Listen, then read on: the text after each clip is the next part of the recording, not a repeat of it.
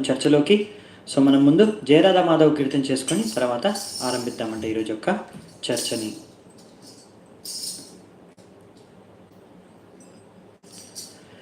జయ రాధా మాధవ కుంజ విహారీ గోపీ జన వల్లభ గిరివరధారీ. జయ రాధా మాధవ కుంజ విహారీ గోపీ జన వల్లభ గిరివరధారీ. జయ రాధా మాధవ కుంజ విహారీ గోపీ జన వల్లభ గిరివరధారీ. జయ రాధా మాధవ కుంజ విహారీ గోపీ జన వల్లభ గిరివరధారీ. జయ రాధా మాధవ కుంజ విహారీ గోపీ జన వల్లభ గిరివరధారీ. జయ రాధా మాధవ కుంజ విహారీ గోపీ జన వల్లభ గిరివరధారీ. యశోదనందన బ్రజ జన రంజన యమునా తీరవనచారి. యశోదానందన భజ జన రంజన యమునా తీరవనచారి. యశోదనందన బ్రజ జన రంజన యమునా తీరవనచారి. యశోదానందన భజ జన రంజన యమునా తీరవనచారి. యశోదనందన బ్రజ జన రంజన యమునా తీరవనచారి. యశోదానందన భజ జన రంజన యమునా తీరవనచారి. జయ రాధా మాధవ కుంజ విహారీ గోపీ జన వల్లభ గిరివరధారీ. కుంజ Vihari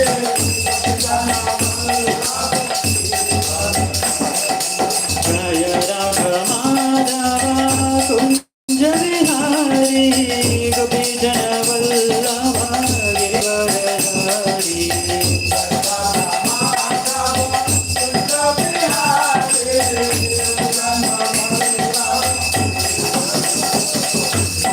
Hare Krishna Krishna Krishna Hare Hare Hare Rama Rama Rama Hare Hare.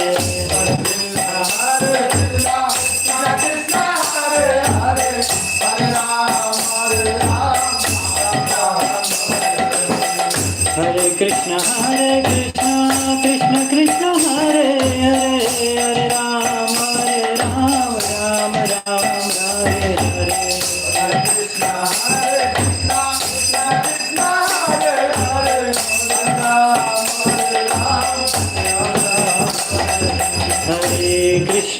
Hare Krishna Krishna Krishna Hare Hare Hare Rama Rama Rama Hare Hare.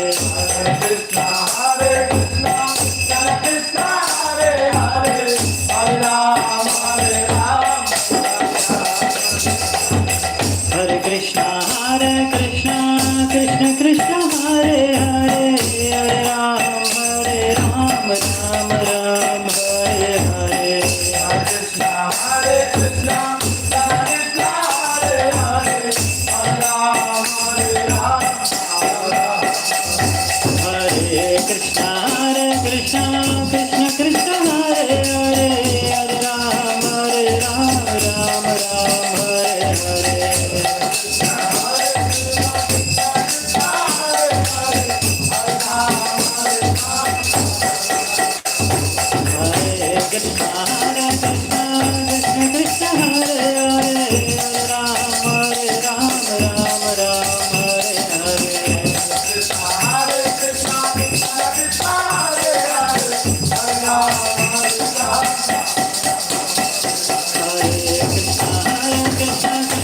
Krishna Hare Hare Hare Ram Ram Ram Hare Hare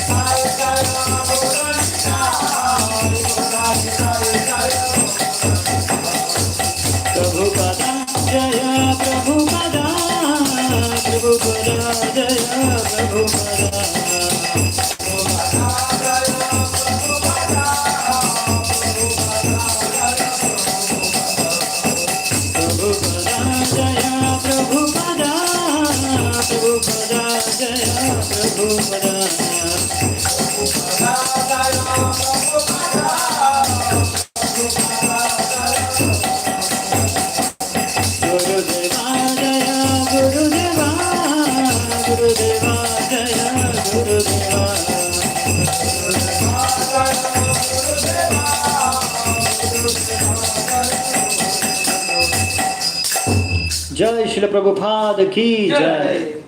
जय श्री हरिनाम संकीर्तनम की जय। समवेत गौर भक्त वृंद की जय। निताय गौर सीतनाथ प्रेमानंदे हरि हरि बोल।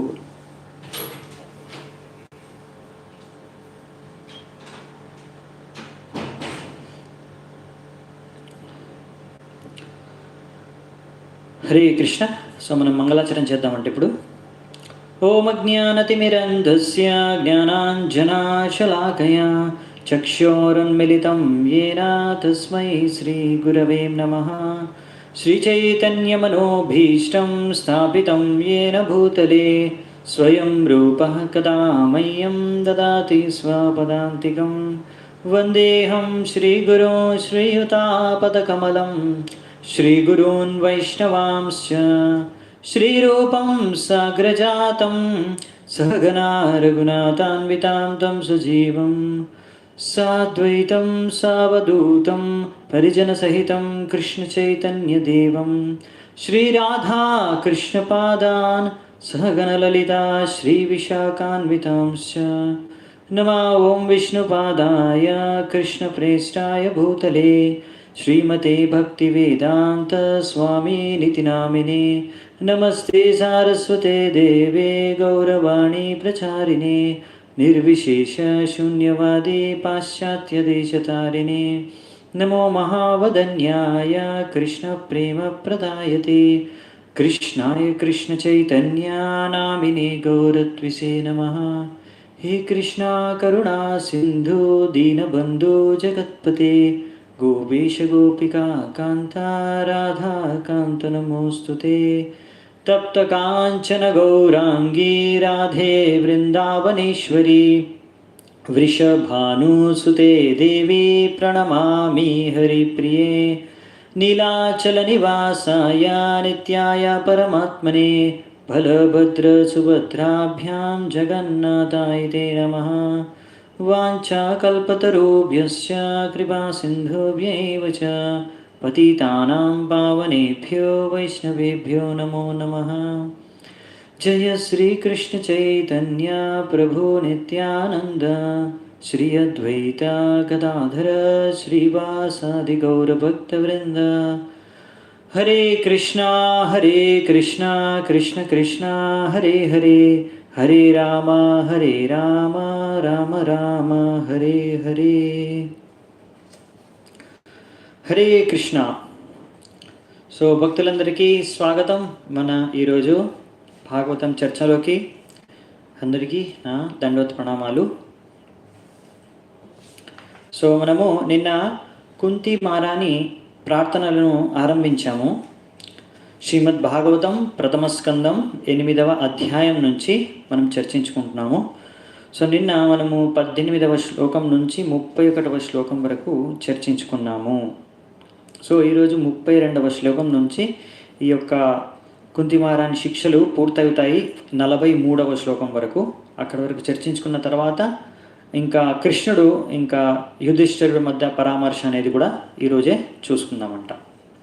అది లాస్ట్ శ్లోకం వరకు 53వ శ్లోకం వరకు అది చర్చ కొనసాగుతుంది. సో నిన్న మనము చర్చించుకున్న విషయాల్లో కుంతిమారాని ప్రార్థనల్లోంచి నా ఒక శ్లోకం గురించి నేను చర్చించుకుంటే ప్రశ్న అడుగుతున్నాను. ఆ ప్రశ్న ఏంటంటే, నిన్న మనం చర్చించుకున్న విషయాల్లో కుంతిమారాని ప్రార్థనల్లో ఒక ప్రార్థనలో కుంతిమారాని ఉంటుంది, ఇవి 4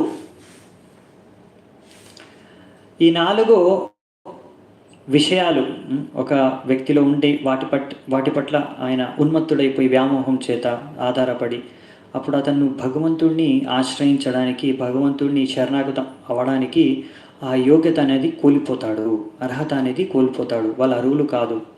ఈ 4 విషయాల వల్ల ఒక వ్యక్తి ఉన్మత్తమైపోతాడు. ఆయన యొక్క మతి అనేది భగవంతుడి పైన కేంద్రీకరించడానికి కష్టమైపోతుంది. ఆ 4 ఏంటివో చెప్పండి.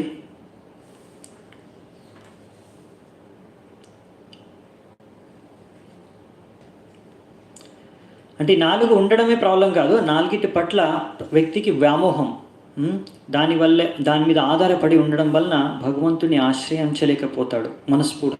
పూర్తిగా సంపూర్ణ భావనతో పూర్తిగా భగవంతుడి పైన ఎస్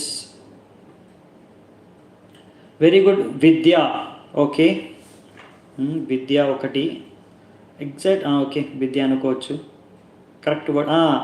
జన్మైశ్వర్య శృతశ్రీ గుణమూర్తి ప్రభు, ఇంకా ఇంకో మాతాజీ కూడా చెప్పారు. సో ఇంకా ఇప్పుడు చాలామంది చెప్తున్నారు. ఎస్, జన్మ ఐశ్వర్య శృత శ్రీ, అవునా. జన్మ అంటే ఒక మంచి జన్మ లభించడం, ఒక పెద్ద పరివారంలో, ఉచ్చ కులంలో, ఎంతో గొప్ప పరివారంలో జన్మించడం. ఇంకొకటి శృత, బాగా పాండిత్యం, బుద్ధి, తెలివితేటలు, మన విద్యల్లో నిపుణులు అయి ఉండడం. జన్మ ఐశ్వర్య, ఇంకోటి ఐశ్వర్య కదా, ఓకే పర్లేదు. ఐశ్వర్య వచ్చేసి ఎంతో గొప్ప ధనం, చాలా ధని పరివారంలో ఉండడం కానీ, లేకపోతే చాలా ధనాన్ని వాళ్ళ దగ్గర ఉన్నట్లయితే. ఇంకా లాస్ట్ వచ్చేసి సౌందర్యం, ఎంతో సౌందర్యవంతులైతే. ఇవి 4 ఒక మనిషిని ఒక్కొక్కసారి ఉన్మత్తానికి గురి చేసి వాటి పట్ల మనిషి ఎంతో ఆకర్షితుడైపోయి వాటి మీదే ఆధారపడి ఇవే నాకు రక్షణ, వీటి వల్లే నేను గొప్పవాడిని, నేను ఏదైనా సాధించవచ్చు అనే భావన ఒకటి కలిగిందంటే అప్పుడు భగవంతుడిని ఆయన ఆశ్రయించలేడు. అందుకనే భగవంతుడు ఎవరైతే దీని మీద మీరు ఆశ్రయించరో, భగవంతుడే నాకు దిక్కు అనే వాళ్ళకి భగవంతుడు వాళ్ళ సొంతం. త్వాం అకించన గోచరం అని అక్కడ మనకు కుంతిమారాని చెప్తుందన్నమాట నిన్న. ఇది మనం నిన్న చర్చించుకున్నాము. So right. సో ఈ రోజు నుంచి మనము ఇంకొన్ని కుంతిమారాణి ప్రార్థనలు ఉన్నాయి. నిన్న మనం కుంతిమారాణి ప్రార్థనల్లో కొన్ని అంశాలు చర్చించుకున్నాం. ఒకటి ఏంటంటే భగవంతుని ఎవరు ఎలా అర్థం చేసుకోగలరు, ఎవరు అర్థం చేసుకోలేరు అనే విషయాన్ని మొదట చూసుకున్నాము. దాని తర్వాత ఇంకా కుంతిమారాణి తను ఎంత భాగ్యం, ఆమెకి ఎంత భాగ్యం కలిగింది, భగవంతుడు ఆమె పట్ల ఎంత కృపను కరుణించాడు, ఎన్నోసార్లు వాళ్ళని రక్షించాడు, ఇంకా ఆ యొక్క సంబంధం, అన్ని విషయాలు కుంతిమారాణి చర్చిస్తుంది.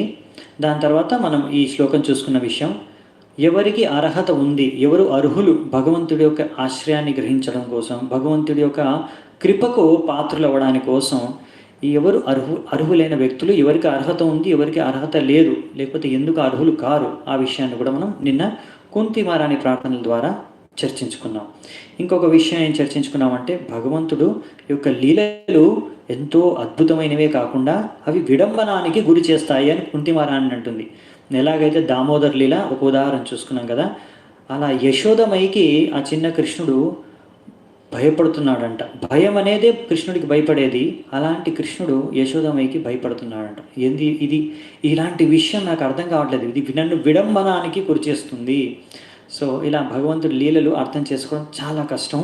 మన యొక్క భౌతిక బుద్ధితో, భౌతిక తెలివితేటలతో ఇవి అసంభవం అని ఇక్కడ కుంతిమారాణి మనకి చెబుతుంది. మనం ఒక ప్రేమ భావనతో, భక్తి భావనతోనే భగవంతుడి కృప ద్వారానే మనము భగవంతుడి లీలలను అర్థం చేసుకోగలము. భగవంతుడి యొక్క శుద్ధ భక్తులు మనకి ఎప్పుడైతే ఇలా ప్రభుపాదుల వారు మనం వాటి గురించి చర్చిస్తారో మనం అర్థం చేసుకోగలం. లేకపోతే మనకు చూస్తాం కదా, మహాభారతం, రామాయణం ప్రభుపాదుల వారు రాయలేదు తాత్పర్యాలు, అంటే బుక్కులు అది మన ట్రాన్స్లేషన్ చేయలేదు, అనువాదం చేయలేదు కనుక ఎంతోమందికి ప్రశ్నలు ఉన్నాయి.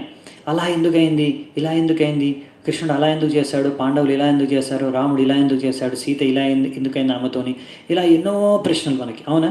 సో భాగవతంలో మనకి ప్రభుపాదుల తాత్పర్యాలు ఉన్నందువలన మనకు అలాంటి సందేహాలన్నీ కూడా మనకు ప్రభుపాదుల తాత్పర్యాల ద్వారా తీరిపోతున్నాయి. సో అదనమాట, మన ప్రభుపాదుల వారి ద్వారా, శుద్ధ భక్తుల ద్వారా మనము వాళ్ళ యొక్క ముఖాన్ని నుంచి, వాళ్ళ యొక్క తాత్పర్యాల నుంచి మనం చర్చించుకుంటే అదే మనకు కలిగే లాభం. మనం కృష్ణుడిని, భగవంతుడిని, భక్తిని సరిగ్గా అర్థం చేసుకోగలం. ఇప్పుడు మనము కుంతిమారాణి యొక్క ప్రార్థనల్ని కొనసాగిస్తున్నాము. ఇంకో 2 విషయాలను ఇప్పుడు కుంతిమారాణి ప్రస్తుతం చేస్తున్నాము తన ప్రార్థనల్లో. 32వ శ్లోకం నుంచి మనం 36వ శ్లోకం వరకు, అంటే ఎన్ని, 32, 33, 34, 35, 36, ఇంకో 5 శ్లోకాలండి. ఈ 5 శ్లోకాల్లో ఇప్పుడు మనం చూడబోయే ముందు ఈ 5 శ్లోకాల్లో భగవంతుడు ఈ యొక్క భూమి మీదికి ఎందుకు అవతరిస్తాడు అనే విషయాన్ని చర్చించుకుంటాం. అంటే కొన్ని కారణాలు ఉన్నాయి, ఎన్నో కారణాలు ఉన్నాయి, ఒక కారణం కాదు, ఎంతోమంది ఎన్నో కారణాలు చెబుతారు. భక్తులు, శాస్త్రాలు, భగవంతుడు స్వయంగా ఎందుకు ఆయన అవతరిస్తాడనే విషయాల్ని, ఇవి ఎన్నో దీనికి కారణాలు ఉన్నాయి. అన్ని కారణాలు ఇక్కడ మనకు కుంతిమారాణి 5 శ్లోకాల్లో ప్రస్తుతం చేస్తుంది. ఎన్నో కారణాలు, ఆ కారణాలన్నీ మనం చూద్దామంటే ఈరోజు మనం ముందే ఒకసారి భగవద్గీతలో చూసుకున్నాము. మీకు గుర్తుంటే ఒకసారి చెప్పేస్తే మనము అది కూడా ప్రభుపాద తాత్పర్యంలో చర్చిస్తారు, కానీ మీకు తెలుసు కనుక నేను ప్రశ్న అడుగుతున్నాను. మనం భగవద్గీతలో చర్చించుకున్నాం కృష్ణుడు ఎందుకు వస్తాడో 3 కారణాలు. ఇంకా ఎన్నో కారణాలు ఉన్నాయి, అవి చూద్దామంట. అంటే విస్తృత రూపంలో ఆ 3 మెయిన్, అందులోంచే భాగంగా ఉంటాయన్నమాట. ఇవన్నీ ఇంకా ఎక్స్ట్రా కారణాలు కూడా చాలా మటుకు దానికి కనెక్టెడ్. సో ఈ 3 కారణాల వల్ల కృష్ణుడు వస్తాడని భగవద్గీతలో చెప్తాడు. చాలా ఫేమస్ ప్రఖ్యాత శ్లోకలో 4వ అధ్యాయంలో మనం చర్చించుకున్నాం కొద్ది రోజుల క్రితమే. ఎవరికైనా గుర్తుందా 3 కారణాలు ఎందుకు కృష్ణుడు, భగవంతుడు అవతారం ఎత్తుతాడు, ఈ యొక్క భూమి మీదకి వస్తాడు, అవతరిస్తాడు, దేని కొరకు, కారణాలు ఏంటి? 3 కారణాలు. పరిత్రాణాయ సాధూనాం, మొదటి కారణం, వెరీ గుడ్, భక్తులను రక్షించడం కోసం, సాధువులను పరిరక్షించడం కోసం. అది మొదటిది, ముఖ్యమైన కారణం ఒకటి. రెండొకటి అందరూ చెప్పేస్తున్నారు ఇప్పుడు, నైస్. సో పరిత్రాణాయ సాధూనాం వినాశాయ దుష్కృతాం, దుష్టులను సంహరించడానికి, రాక్షసులను, అసురులను సంహరించడానికి. ఇంకా నెక్స్ట్, ధర్మ సంస్థాపనార్థాయ సంభవామి యుగే యుగే, ధర్మాన్ని స్థాపించడం కోసం. సో ఆ విషయాన్ని ఇంకా విస్తృత రూపంలో ఈరోజు చూస్తాం. ఇంకా కొన్ని దానికి సంబంధించిన విషయాలు కూడా, కారణాలు కూడా మనం ఈరోజు ఈ కుంతిమారాణి ప్రార్థనలు మొదటి 5 శ్లోకాల్లో చూద్దామంట. సో మొదలు పెడదాం ఈరోజు శ్లోకం. కేచిదాహుర్ అజం జాతం పుణ్యశ్లోకస్య కీర్తయే యదో ప్రియస్యానువయా మలయస్య చందనం మలయస్యేవ చందనం. ఇక్కడ మంచి ఉదాహరణ కూడా ఇచ్చారండి. ఇక్కడ ఏం చెప్తున్నారంటే, కుంతిమార అంటుంది, నీకు అసలు మీకు అనేది జన్మ అనేది లేదు. భగవంతుడు ఎలా జన్మిస్తాడండి? భగవంతుడు అజన్ముడు, ముందు నుంచే ఉన్నాడు. కానీ మీరు అయినా కానీ ఈ భూమి మీదకి అవతరిస్తారు. ఎందుకు అంటే పుణ్యశ్లోకస్య కీర్తయే. పుణ్యశ్లోకస్య కీర్తి అంటే ఎంతో పుణ్యాత్ములైన రాజులను కీర్తించడానికి, వాళ్ళ యొక్క కీర్తిని పెంపొందించడానికి. ఇక్కడ ఉదాహరణ ప్రస్తుతం చేసేది అంటే కుంతిమారని చెప్పేది యుధిష్ఠిర మహారాజు గురించి. ఎందుకంటే ఇంత పెద్ద యుద్ధం చేసింది ఎందుకండి? మహాభారత యుద్ధం జరిగింది ఎందుకు అంటే కృష్ణుడు చూశాడు, ఈ దుర్యోధనుడు దుర్మార్గుడు, ఈ దుర్మార్గులు గనక ఈ మొత్తం ప్రపంచాన్ని ఏలితే ఆ ధర్మాన్ని నాశనం చేస్తారు, ఇంకా జనాలు ప్రజల్ని కూడా ఎంతో హింసిస్తారు, ఇంకా ఏదైతే జీవిత లక్ష్యమో అది ఎవరూ సాధించలేరు. కనుక ఈ యొక్క సృష్టి యొక్క కారణం, ఈ ప్రపంచాన్ని సృష్టించడానికి ఎదగల కారణం అనేది, దాని యొక్క లక్ష్యం అనేది ఎప్పటికీ సిద్ధం కాలేదు. అందుకని కృష్ణుడు పుణ్యాత్ములు ధర్మాత్ములు అయిన పాండవులను, వాళ్ళ పెద్ద అన్నయ్య అయిన యుధిష్ఠిర మహారాజుని రాజుగా ఆయన నియుక్తి చేయడానికి, అంటే కృష్ణుడు ద్వారానే చెప్పాలంటే అర్జునుడు కానీ యుధిష్ఠిర మహారాజు కానీ ఇంకా మిగతా పాండవులు అందరూ కూడా ఎంతో కీర్తించబడ్డారు. ఆ కీర్తి ఇప్పుడు యుధిష్ఠిర మహారాజు చెప్పుకున్నాం కదా, ఇంతకుముందు యుద్ధం తర్వాత 3 అశ్వమేధ యజ్ఞాలు చేసిన తర్వాత ఆయన కీర్తి ముల్లోకాల్లో ఇంద్రుడి సమానంగా పెరిగిపోయిందంట. అంతగనం అంటే అంత సాధ్యం ఎలా అయింది అంటే కృష్ణుడి ద్వారానే. ఇంకా మహాభారతంలో ఇంకా దీని గురించి విస్తృతంగా వర్ణన వస్తుంది. అశ్వమేధ యజ్ఞాలు ఎలా చేశారు, 3 అశ్వమేధ యజ్ఞాలు కృష్ణుడు చెప్తాడు చెయ్యాలి. కృష్ణుడు పర్మిషన్ తర్వాతే యుధిష్ఠిర మహారాజు ఒప్పుకుంటాడు, ముందు ఒప్పుకోడు చేయడానికి. సో ఇలా వ్యాసదేవులు ఇంకా కృష్ణుడు చెప్తేనే యుధిష్ఠిర మహారాజు ఒప్పుకుంటారనమాట. సో యుధిష్ఠిర మహారాజు యొక్క కీర్తి ఇంకా ఇలా మహారాజు యుధిష్ఠిర మహారాజు యువ సామ్రాట్ మొత్తం ప్రపంచానికి చేసింది ఎవరు అంటే కృష్ణుడే. కనుక ఈ కృష్ణుడు ఆమె అంటుంది, ఒక కారణం నువ్వు ఇలాంటి పుణ్యాత్ములైన రాజులను వాళ్ళ కీర్తిని పెంచడానికి నువ్వు అవతరిస్తావు అని ఇది ఒక కారణంగా చెప్తే, ఇంకోటి యాదో ప్రియస్యాన్వవాయే, యదు వంశంలో రాజు యదుకి కీర్తి పెంచడానికి. ఇప్పుడు మనం యదు మహారాజు చాలా గొప్ప రాజు, ఆ వంశంలోనే ఈ కృష్ణుడు జన్మించాడు. కనుక యదు వంశీయుడు అని, యాదవుడు అని గొప్పగా ఆయనని పొగుడతారు. దాని ద్వారా అంటే ఆ యదు వంశానికే కీర్తి వచ్చిందనమాట, కృష్ణుడు జన్మించిన. ఇది ఎలాగా అంటే ఉదాహరణకి ఇక్కడ ఇచ్చారు, మలయస్యేవ చందనం. మలయస్యేవ చందనం, మలయ. సో మలయ పర్వతాల్లో అది ఎందుకు ప్రఖ్యాతి, మలయ పర్వతాల ఎందుకు ప్రఖ్యాతి అంటే, ఆ మలయ అనే ప్రదేశం అనేది ఎందుకు ప్రఖ్యాతి అంటే అక్కడ చందనపు వృక్షాలు అక్కడ ఉంటాయి, అక్కడ పెరుగుతాయి. కనుక అక్కడ ఉన్న చందనం వృక్షం అనేది చాలా చాలా ప్రఖ్యాతి చెందినవి అనమాట. సో అందుకని ఆ మలయ ప్రదేశానికి అంత ఖ్యాతి ఆ చందనం ద్వారా. అలా ఆ చందనాన్ని ఇక్కడ కృష్ణుడితో పోల్చి చెప్తున్నారనమాట కుంతిమారాని. ఎలాగైతే చందనం ఉన్నందువలన, చందనం వృక్షాలు ఉన్నందువలన మలయ ప్రదేశానికి ఎంత ఖ్యాతి వచ్చిందో, అలాగే మీ వలన ఈ యుధిష్ఠిర మహారాజు లాంటి పుణ్యాత్ములకి మరియు ఆ యదు వంశీయులకి, యదురాజులకి ఎంతో కీర్తి మీరు సంపాదించి పెట్టారు. మీ వల్ల వాళ్ళ కీర్తి ఎంతో పెరిగిపోయింది అని ఇక్కడ కుంతి మహారాణి గుణగానం చేస్తుంది కృష్ణుడికి. సో మనం అర్థం చేసుకోవాలి. ఇంకో ఉదాహరణ ఇచ్చారు ప్రభుపాదుల వారు. ఎలాగైతే సూర్యుడు తూర్పున ఉదయిస్తాడు కదా, ప్రతిరోజు మనకు చూస్తాము తూర్పు దిశలోనే సూర్యుడు ఉదయిస్తున్నాడు. సూర్యుడు తూర్పు దిశలోనే ఉదయించినా అది తూర్పు దిశ యొక్క గొప్పతనం కాదు, సూర్యుడు యొక్క గొప్పతనం. అందుకే మనం అంటాం సూర్యుడు తూర్పులో ఉదయిస్తాడని. సూర్యుడు ఉదయిస్తున్నాడు కాబట్టి ఆ తూర్పు దిశ అనేది అది గొప్పతనాన్ని, కీర్తిని సంపాదించింది. అలాగే ఇక్కడ కృష్ణుడు సూర్యుడితో పోల్చి కూడా ఇంకో ఉదాహరణలో ప్రభుపాదుల వారు తాత్పర్యంలో చెప్తున్నారు. సో మనం ఇంకో శ్లోకానికి వెళ్దాం. ఇప్పుడు ఇంకో కారణాలు చూద్దామంట. अपरे वासुदेवस्य देवक्यां याचितोऽभ्यगात् अजस्त्वम् अस्य क्षेमाय వధాయ చ సురద్విషాం. ఇంకా ఏంటంటే కారణాలు, అపరే వాసుదేవస్య దేవక్యాం యాచితోభ్యగాత్. నువ్వు వీళ్ళు యాచన చేశారు, వీళ్ళు ప్రార్థించారు, దేవకి వసుదేవులు ఎంతగానో నీకు ప్రార్థించారు కనుక నువ్వు వాళ్ళకి పుత్రుడి రూపంలో వచ్చావు. ఇదొక కారణం. మనము చదువుకుంటాము, మనం కృష్ణలీలలో వచ్చినప్పుడు కూడా మీకు తెలిసి ఉంటుంది, దేవకిలు కూడా వారి యొక్క ముందు జన్మల్లో కృష్ణి సూతప కృష్ణిగా ఉన్నప్పుడు వాళ్ళు ఎంతో కఠోర తపస్సులు చేశారనమాట. అప్పుడు భగవంతుడు ప్రత్యక్షమైతే అప్పుడు వాళ్ళు కోరుకున్నారు, మీలాంటి పుత్రుడే మాకు కావాలంటే భగవంతుడు ఇంకా మాలాంటి పుత్రుడు ఎవరు రారు, నేనే రావాల్సి వస్తుంది, నాలాంటి ఇంకెవరు ఉండరని భగవంతుడు స్వయంగా కృష్ణుడి రూపంలో ఇక్కడ అవతరిస్తాడు, జన్మిస్తాడు దేవకి వసుదేవులకి. అంటే వాళ్ళు ప్రార్థించారు, తపస్సు చేశారు కనుక మీరు జన్మించారు. ఇది కూడా ఒక కారణం. భగవంతుడు ఒక కార్యం చేస్తే జన్మ కానీ ఏ కార్యమైనా కానీ దానికి ఒక కారణం ఉండదండి, ఎన్నో ఎన్నో ఎన్నో కారణాలు ఉంటాయి. మన శుద్ధ భక్తుల ద్వారా మనం తెలుసుకుంటాం. పూతన కృష్ణుడిని చంపడానికి వచ్చినప్పుడు ఆయన కళ్ళు మూసుకున్నాడు. కృష్ణుడు పూతను చూడగానే కళ్ళు మూసుకున్నాడు. సో కళ్ళు ఎందుకు మూసుకున్నాడు దానికి ఎన్నో కారణాలు మన ఆచార్యులు చెప్తారు మనకి. అప్పుడు మనం ఆ యొక్క లీల చర్చించుకున్నప్పుడు చూద్దామంట. కానీ సో కృష్ణుడు చేసే ప్రతి కార్యానికి జన్మ ఇంకా కర్మ ఎంతో దివ్యం, దానికి కారణాలు కూడా ఎన్నో కారణాలు ఉంటాయి అన్నమాట. అలా కొన్ని కారణాలు ఈరోజు మనము కుంతి మహారాణి యొక్క గుణగానం ద్వారా చర్చించుకుంటున్నాము.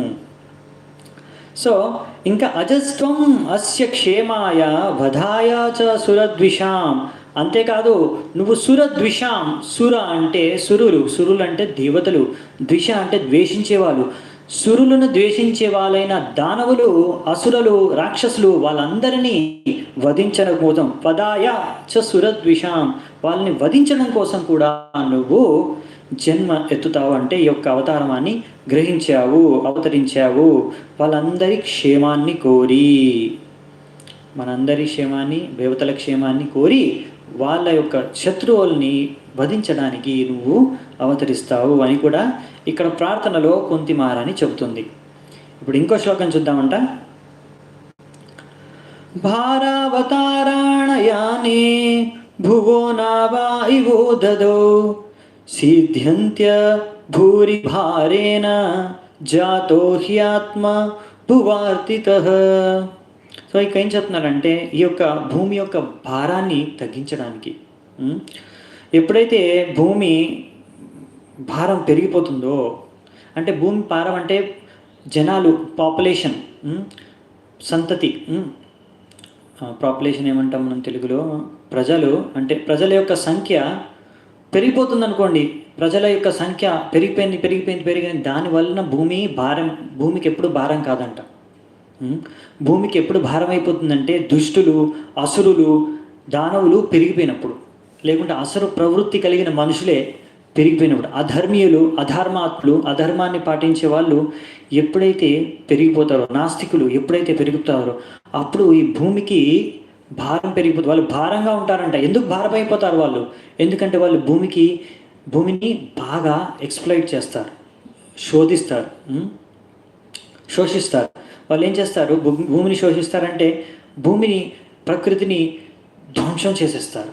ఇప్పుడు చూస్తున్నారు కదా మీరు, ఎలా భూమిలోంచి పెట్రోలు, ఆయిల్, ఇంకా కోల్, బొగ్గు, ఇంకా ఎన్నో ఏవి దొరికితే అవి ప్రకృతిలోంచి, భూమిలోంచి తవ్వడము, తీసుకోవడం, మనం మన ఇంద్రియ తృప్తి కోసం యూజ్ చేస్తాం. భూమి అన్ని విషయాలు మనకి ఎన్నో, ప్రకృతి ఇంకా మనకు భూమి ఎంతో సంపదని ఇస్తుందన్నమాట. ఆ సంపద అంతా భగవంతుడి సేవలో ఉపయోగిస్తే అప్పుడు భూమి ఎంతో ఆనందపడుతుందంట.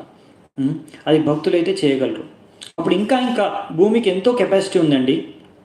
భూమికి ఎంత కావాలంటే భూదేవికి అంత మన యొక్క పంట పొలాలు పండించడానికి కానీ, నీళ్లు కానీ, ఇంకా ఎన్నో రకాలైన విలువైన వస్తువులు, ఇలా పెట్రోలే కాకుండా బంగారం, ఇంకా ఎన్నో రకాల వజ్రాలు, ఇంకా బొగ్గు, ఇట్లాంటి ఎన్నో పదార్థాలని భూమి, కొండలు, కోనలు, ఇంకా సముద్రాల మధ్యలో ఎన్నో విషయాలు, వజ్రాలు, వైడ్రాలు అన్నీ భూమి ఇవ్వగలదు. కానీ ఎప్పుడు ఇస్తుందంటే ఎప్పుడైతే సంతోషం ఉంటుందో భూమి, ఎప్పుడైతే చూస్తుందో ఇక్కడ అందరు మనుషులు భగవంతుడి సేవ చేస్తున్నారు, భక్తులయ్యారు, ధర్మాన్ని పాటిస్తున్నారు అన్నప్పుడు అన్ని భగవంతుడి సేవలో నియుక్తమవుతాయి అని. ఎందుకంటే ప్రతి ఒక్కరికి వాళ్ళ దగ్గర ఉన్న భక్తులే కదా. భూదేవి కూడా ఆ భగవంతుడి యొక్క, భూదేవి అని కూడా దేవత భగవంతుడి యొక్క భక్తులే కాబట్టి వాళ్ళకు కూడా ఇచ్చే ఏంటంటే భగవంతుడి సేవ చేయాలని. అందుకనే ఇలా ఎప్పుడైతే అసురులు పెరిగిపోతారో అప్పుడు ఎప్పుడైతే భూదేవి ఇంకా భరించలేకపోతుందో అప్పుడు బ్రహ్మని వెళ్ళి వేడుకుంటుందన్నమాట. అప్పుడు ఇలా అందుకే రాశారు ఇక్కడ ఏమని, ఇలా భారావతారానయన్ని, ఎప్పుడైతే ఈ యొక్క భారాన్ని, భూమి యొక్క భారాన్ని తగ్గించడానికి నువ్వు జన్మిస్తావు. ఎందుకంటే భూదేవి వెళ్ళి వేడుకుంటుంది బ్రహ్మదేవుడిని. అప్పుడు బ్రహ్మదేవుడి వల్ల కాకపోతే ఈ యొక్క పరిష్కార మార్గంని ఇలాంటి సమస్యను పరిష్కరించడానికి అప్పుడు బ్రహ్మదేవుడు ఇంకా మిగతా దేవతలందరూ కలిసి భగవంతుడు క్షీరోదాక్షయ విష్ణు శ్వేత ద్వీపం, క్షీర సముద్రం మధ్యలో ఉన్న శ్వేత ద్వీపంలో ఆయన ఎప్పుడైతే ఆ యొక్క అనంత శివుని మీద శయనిస్తూ ఉన్నాడు, ఆ క్షీరోదాక్షయ విష్ణువుని వెళ్ళి వేడుకుంటారనమాట బ్రహ్మదేవుడు ముఖ్యంగా. అప్పుడు ఆ వేడుకుంటే అప్పుడు భగవంతుడు ఇలా మీరు అవతరించారు భూమి యొక్క భారాన్ని తగ్గించడానికి. ఇది కూడా కారణమేనండి, ఇవన్నీ సరైన కారణాలే. ఎన్నో కారణాలు ఉంటాయని చెప్పుకున్నాం కదా, ఒక్క కారణం కాదు. అలా ఇక్కడ మన బ్రహ్మదేవుణ్ణి ఇక్కడ వర్ణించారన్నమాట. ఏమని అంటే ఆత్మభువ. ఎందుకంటే భగవంతుడు బ్రహ్మదేవుడు కూడా ఎవరైతే ఉన్నారో ఆయన భగవంతుడి యొక్క నాభి నుంచి కమల పువ్వు వచ్చి కమలం పువ్వు పైన బ్రహ్మదేవుడు ప్రకటిస్తాడనమాట. సో ఆయనను కూడా ఒక మామూలు జన్మ కాదనమాట, ఆయనది కూడా ఒక రకమైన విశేష జన్మ. మామూలుగా ఒక స్త్రీ పురుషుడు సంగం చేసుకుంటే పుట్టిన సాధారణ జీవి కాదు బ్రహ్మదేవుడు. బ్రహ్మదేవుడు నారాయణ అంటే గర్భోదాక్షయ విష్ణు రూపంలో ఉన్న నారాయణ నుంచి స్వయంగా డైరెక్ట్గా పుట్టాడనమాట బ్రహ్మదేవుడు. అందుకనే భగవంతుడికి ఎవరి అవసరమూ లేదు ఈ సంతానాన్ని ఇంకా సృష్టిని చేయడానికి. ఆయన సర్వశక్తిమంతుడు, ఆయన అన్నీ చేయగలరు అనమాట ఒక్కడే. సో బ్రహ్మదేవుడిని కూడా సృష్టించింది భగవంతుడు. సో అలా బ్రహ్మదేవుడు ఎప్పుడైతే భూదేవి ఒక ప్రార్థనని తీసుకొని ఇంకా అందరి దేవతల సమస్యను తీసుకొని క్షీరోదాక్ష విష్ణుని వేడుకున్నాడో అప్పుడు నువ్వు దానికోసం ఆయన యొక్క ప్రార్థన విని ఈ భూదేవి యొక్క భారాన్ని తగ్గించడానికి నువ్వు జన్మించావు అని ఇక్కడ ఇంకో కారణంగా కుంతి మహారాణి చెబుతుందన్నమాట. ఇంకా 2 శ్లోకాలనే అవి చూద్దామంట, ఇంకేం కారణాలు చెప్తుందో. భవేస్మిన్ క్లిశ్యమానానాం అవిద్యా కామ కర్మభిః శ్రవణ స్మరణార్హాణి కరిష్యన్ ఇతి కేచన. ఈ విషయం కూడా చూడండి. ఇప్పుడు ధర్మాన్ని స్థాపించడానికంట. సో ధర్మం అంటే ప్రతి యుగంలో ఎలాగైతే ధర్మం ఉంటుందో మనకు భగవద్గీత కూడా శిక్షణ ఇచ్చింది కృష్ణుడి ధర్మాన్ని స్థాపించడానికి. మరియు ఇప్పుడు చైతన్య మహాప్రభు అవతారంలో వచ్చి ఇక్కడ మన కలియుగంలో హరినామ సంకీర్తన ఇది యొక్క యుగ ధర్మాన్ని ఆయన స్థాపించాడు. అవునా? సో ఇలా ఈ యుగ ధర్మం అనేది ఏంటంటే శ్రవణ స్మరణార్హాని కరిష్యన్నితి కేచన. ఈ యొక్క యుగ ధర్మం ఏదైతే ఉందో శ్రవణం నుంచి, కీర్తనం నుంచి ఇది మొదలవుతుంది, శ్రవణం నుంచి. అవునా? సో అందుకనే ఇక్కడ చెప్తున్నారనమాట కుంతి మహారాణి. ఎందుకు అంటే ఇంకొంతమంది చెప్తారు మీ యొక్క కారణం ఏంటి అంటే ఈ యొక్క భక్తిని పెంపొందించడానికి. ఈ ధర్మం, అసలైన ధర్మం అనేది భక్తి. ఆ భక్తిని మీరు భవేస్మిన్ క్లిశ్యమానానాం అవిద్యా కామ కర్మభిః. ఎంతోమంది ఇక్కడ బద్ధజీవులు ఇక్కడ ఈ యొక్క లోకంలో ఎంతో దుఃఖానికి గురై దుఃఖంలో మునిగి తేలుతున్నారు. వారికి ఎలా ఆ ముక్తి మార్గాన్ని ప్రసాదం మీ యొక్క భక్తిని, మీ యొక్క ధామాన్ని, ముక్తిని ఎలా దొరుకుతుంది వాళ్ళకి? ఎలాగంటే ఆ విషయాన్ని మీరు వాళ్ళని ముక్తులుగా మార్గదర్శనం చేయడానికి, ఆ ముక్తి మార్గానికి, భక్తిని పెంపొందించడానికి మీరు వస్తారు. ఇలాంటి ఏవైతే ఉన్నాయో శ్రవణ స్మరణార్హాని, ఇంకా అంటే శ్రవణ, కీర్తన, స్మరణ, ఆరాధన, విగ్రహారాధన ఇవన్నీ మీరు మళ్ళీ పునర్స్థాపించడానికి, ఈ అందరి బద్ధ జీవులకి నేర్పించడానికి మీరు అవతరిస్తారు అని ఇక్కడ కూడా ఇంకొక ప్రార్థనలో మనకి కుంతి మహారాణి చెప్తుందనమాట. అందుకే కదా ఈ భాగవతాన్ని రచించింది. మనం ముందే చర్చించుకున్నాం. భాగవతాన్ని ఎందుకు వ్యాసదేవులు రచించారు? ముఖ్య కారణం ఏంటంటే దీని ద్వారా మనలాంటి బద్ధజీవులందరూ భగవంతుడి యొక్క గుణగణాలని విని ఆయన కీర్తించుకొని మనము ఆ కీర్తనలు విని శ్రవణం చేసి స్మరణం చేసి భగవంతుడిని ఆరాధించుకుంటే భగవద్ధామానికి వెళ్ళిపోవచ్చు. అందుకనే 36వ శ్లోకంలో ఇంకా దానికి నొక్కి చెప్తుందనమాట ఎలాంటి భక్తికి శక్తి ఉందో. ఇది చాలా ముఖ్యమైన కారణం. అందుకే 2 శ్లోకాల్లో ఇచ్చారు దీన్ని. శృణ్వంతి గాయంతి గృణంత్యభీక్ష్ణశ స్మరంతి నందంతి తవేహితం జనః తయేవ పశ్యంత్యచిరేణ తావకం భవ ప్రవాహో పరమం పదాంబుజం. సో ఇక్కడ ఏం చెప్తున్నారంటే, ఓ కృష్ణ, ఎవరైతే నీ యొక్క శ్రవణం గాయంతి, నీ యొక్క గుణాల్ని శ్రవణం చేస్తారో, వింటారో, నీ యొక్క గొప్పతనాన్ని, నామరూప మహిమల్ని, ఇంకా గాయంతి, ఎవరైతే గాయం చేస్తారో అంటే పాడుతారో, చెబుతారో, గృణంతి, దాన్ని గ్రహిస్తారో, అభీక్ష్ణశ స్మరంతి నందంతి, ఇలా స్మరిస్తారో, ఇంకా ఎంతో ఆనందాన్ని అనుభవిస్తారో దీని ద్వారా. ఇలాంటి వారు తప్పకుండా మీ యొక్క దర్శనాన్ని, మీ యొక్క ముఖాన్ని, మీ యొక్క పాదపద్మాల్ని దర్శనం చేసుకోగలరు. ఇంకా ఈ యొక్క జన్మ మృత్యు చక్రం నుంచి, బంధనం నుంచి బయటపడగలరు. ఇదే మార్గం, ఇదే భక్తికి ఉన్న శక్తి అని ఇక్కడ కుంతి మహారాణి కృష్ణుడికి చెప్పుకుంటుందన్నమాట. సో ఇక్కడ మనం ఎలా దర్శించుకోవచ్చు భగవంతుడిని, పాదపద్మాలని కానీ ఆయన ముఖాన్ని కానీ ఎలా దర్శించుకోవచ్చు అంటే, ఆయన పాదపద్మాలని ఎలా మనం భక్తి చేసుకొని దర్శించుకోవచ్చు, వేరే మార్గం లేదు. అదే విషయాన్ని మళ్ళీ ఇక్కడ కుంతి మహారాణి కూడా చెప్తుందనమాట. ఎందుకంటే కృష్ణుడు, మనం చాలామంది అడుగుతారు, కృష్ణుడు చాలామంది అడుగుతారు, అదేంటి భగవంతుడు ఎక్కడున్నాడు, నాకు కనిపించట్లేదు, నేను భగవంతుడు నా ముందు ఉంటేనే, నేను చూస్తేనే, నేను చూడగలిగితేనే నమ్ముతాను అలా అంటారు. చూడండి, కృష్ణుడు స్వయంగా ఉన్నప్పుడు నిన్న కూడా మనం చర్చించుకున్నాము. ఈరోజు మళ్ళీ ఆ విషయం వస్తుంది యుధిష్ఠిర్ మహారాజ్తో సంభాషణలో, అప్పుడు మళ్ళీ చూద్దామంటే ఈరోజు. కానీ సో ఎంతోమంది ఇక్కడ ప్రభుపాల ద్వారా అంటున్నారు, రావణుడు, హిరణ్యకశిపుడు, కంస, జరాసంధ, శిశుపాల, భగవంతుడు అంటే వేరే అవతారాల్లో కూడా వచ్చినప్పుడు, రావణుడు అంటే రాముడు అవతారంలో వచ్చినప్పుడు, హిరణ్యకశిపుడు ఎప్పుడైతే ఆయన నరసింహ అవతారంలో వచ్చినప్పుడు, కంసు, జరాసంధ, శిశుపాలి కృష్ణుడు అవతారంలో ఆయన్ని నమ్మలేదండి భగవంతుడని, ఆయన ఆరాధించలేదు భగవంతుడని. ఆయన సాధారణ మనిషి, సాధారణ మానవుడు, మా బంధువు ఇలా అనుకున్నారు, అంతేగాని ఎప్పుడు భగవంతుడని గుర్తించలేకపోయారు. సో ఇలా ఎంతోమంది నాస్తికులు, అసుర ప్రవృత్తి ఉన్న మనుషులు భగవంతుడు ముందు కళ్ళ ముందు ఉన్నా వాళ్ళు చూడలేరు, చూసినా అర్థం చేసుకోలేరు, గుర్తించలేరు. కనుక మనం ఎలా గుర్తించగలం, ఎలా చూడగలం? అది శ్రవణ, కీర్తన, స్మరణ, వందన, దాస్య, సాఖ్యం, ఆత్మ నివేదన, ఇవన్నీ మన భక్తి మార్గాలు. నవవిధ భక్తి ద్వారానే మనం భగవంతుని అర్థం చేసుకోగలం, చూడగలం, వినగలం, దర్శనాన్ని పొందగలం, ముక్తిని కూడా పొందగలం అన్నమాట. ఆ విషయాన్ని ఇక్కడ చెప్తున్నారనమాట. సో అలాగా మీ ముందు ఉన్నా కానీ మీరు భగవంతుడిని చూడలేరు, చూసినా నమ్మలేరు, అర్థం చేసుకోలేరు. కనుక భక్తి ద్వారానే భగవంతుడిని మనం అర్థం చేసుకోవచ్చు అని ఇక్కడ చెప్తున్నారనమాట.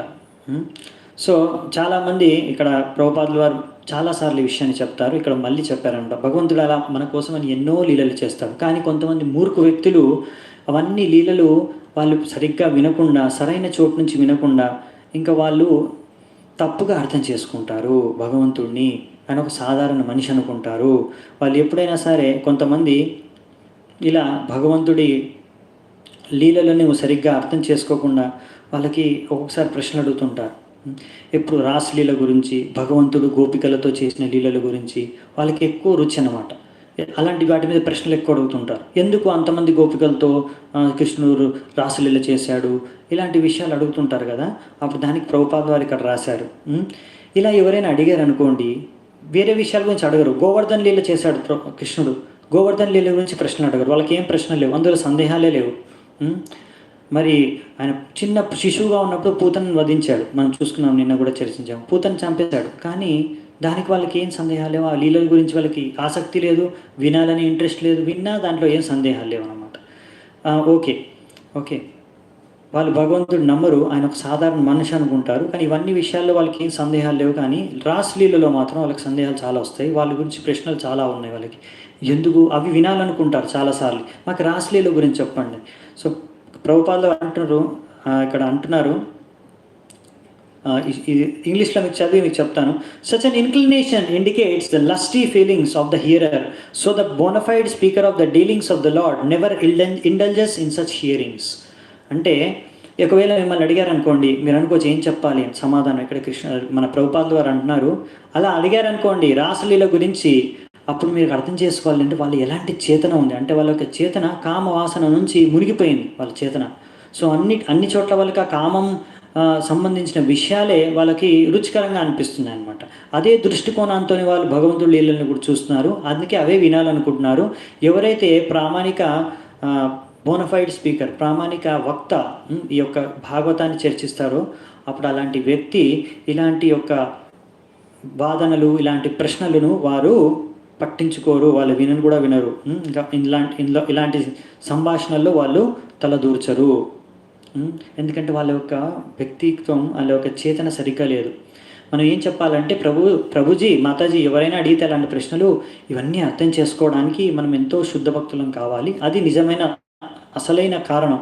సో అది ఎలా అవుతామంటే, భాగవతంలో మొదటి స్కందం నుంచి, మొదటి అధ్యాయం నుంచి, మొదటి శ్లోకం నుంచి చదువుకుంటూ వెళ్తే 10వ అధ్యాయం వచ్చిన తర్వాత అక్కడ కూడా ఇంకా ఎన్నో కృష్ణుడి లీల తర్వాత అప్పుడు రాసలీల వస్తుంది. అప్పుడు చదువుకుంటే అప్పటి వరకు మీకు అర్థం కావచ్చు అండి. ఇది పద్ధతి. ఎందుకంటే ఆ విషయాలు అర్థం చేసినది పిహెచ్డి లెవెల్లో అనమాట. పిహెచ్డి అంటే అది ఎల్కేజీ తర్వాత, మన స్కూల్లో ఎల్కేజీ యూకేజీ నుంచి స్టార్ట్ అవుతాయి కదా, తర్వాత ఫస్ట్ క్లాస్, ఫస్ట్ స్టాండర్డు, అలా 10వ తరగతి తర్వాత మరి కాలేజ్ తర్వాత డిగ్రీ తర్వాత ఇంకా మాస్టర్ డిగ్రీలు, ఈ మాస్టర్ డిగ్రీ తర్వాత పిహెచ్డి వస్తుందండి.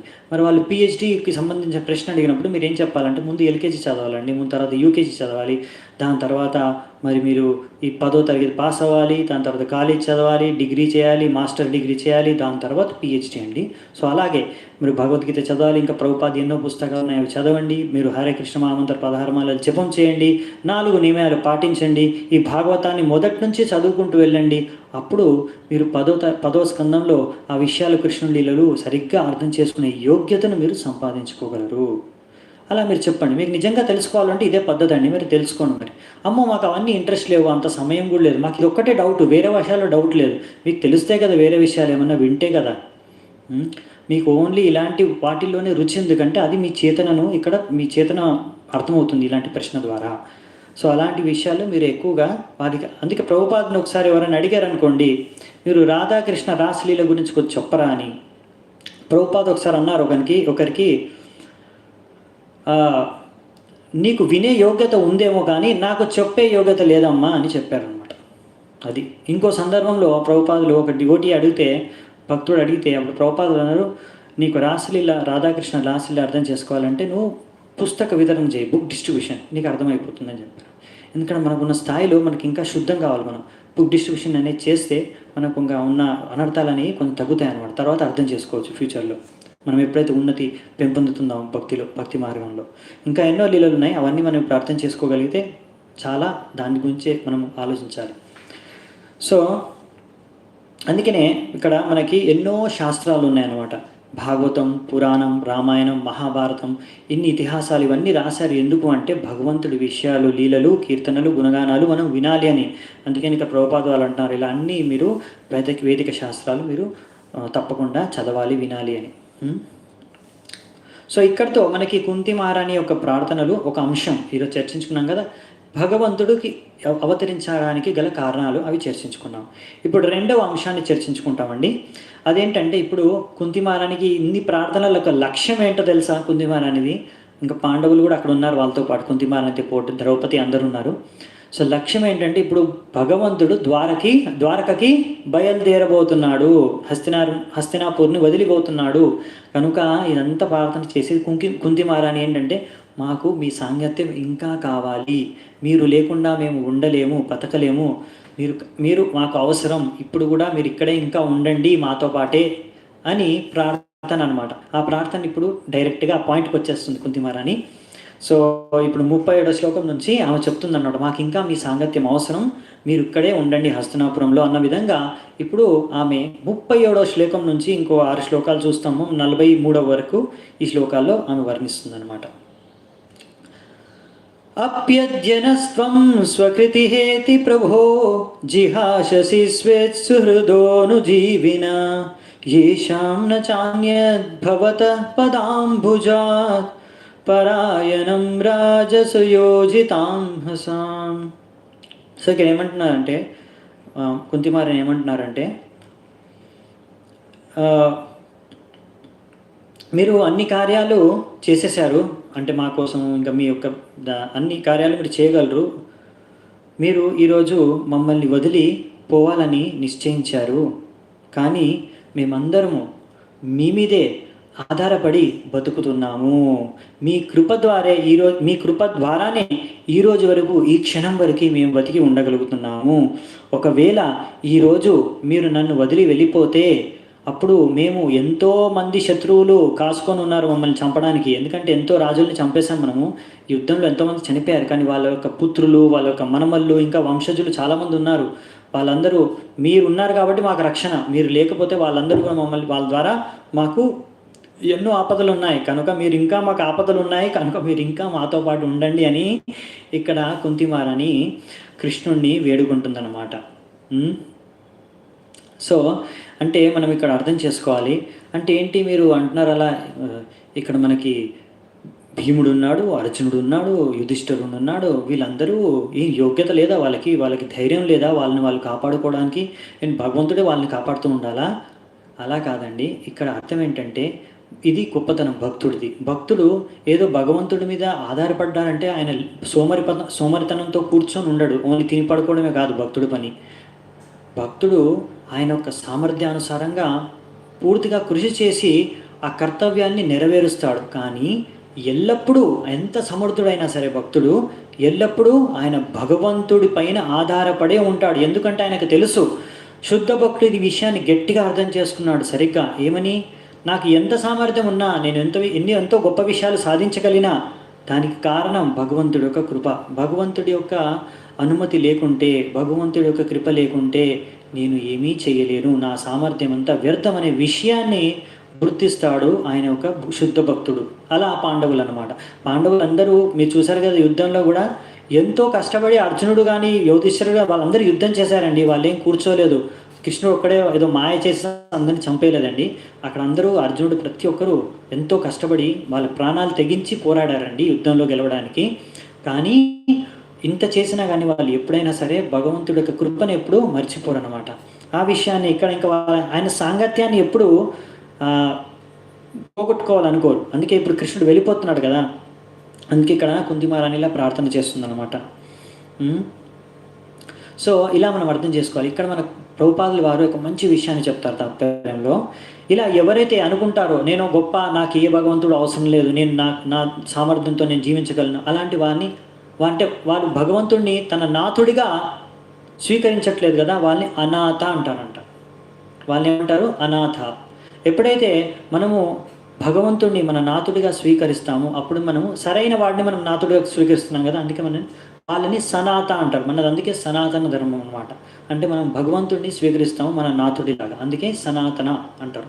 మనని అలాంటి భక్తుల్ని సనాత అంటారు అనమాట. సో మనకి భగవంతుడు రక్షించడానికి ఉన్నారనమాట. అనాథలకి ఎవరు లేరు భగవంతుడు రక్షించడానికి.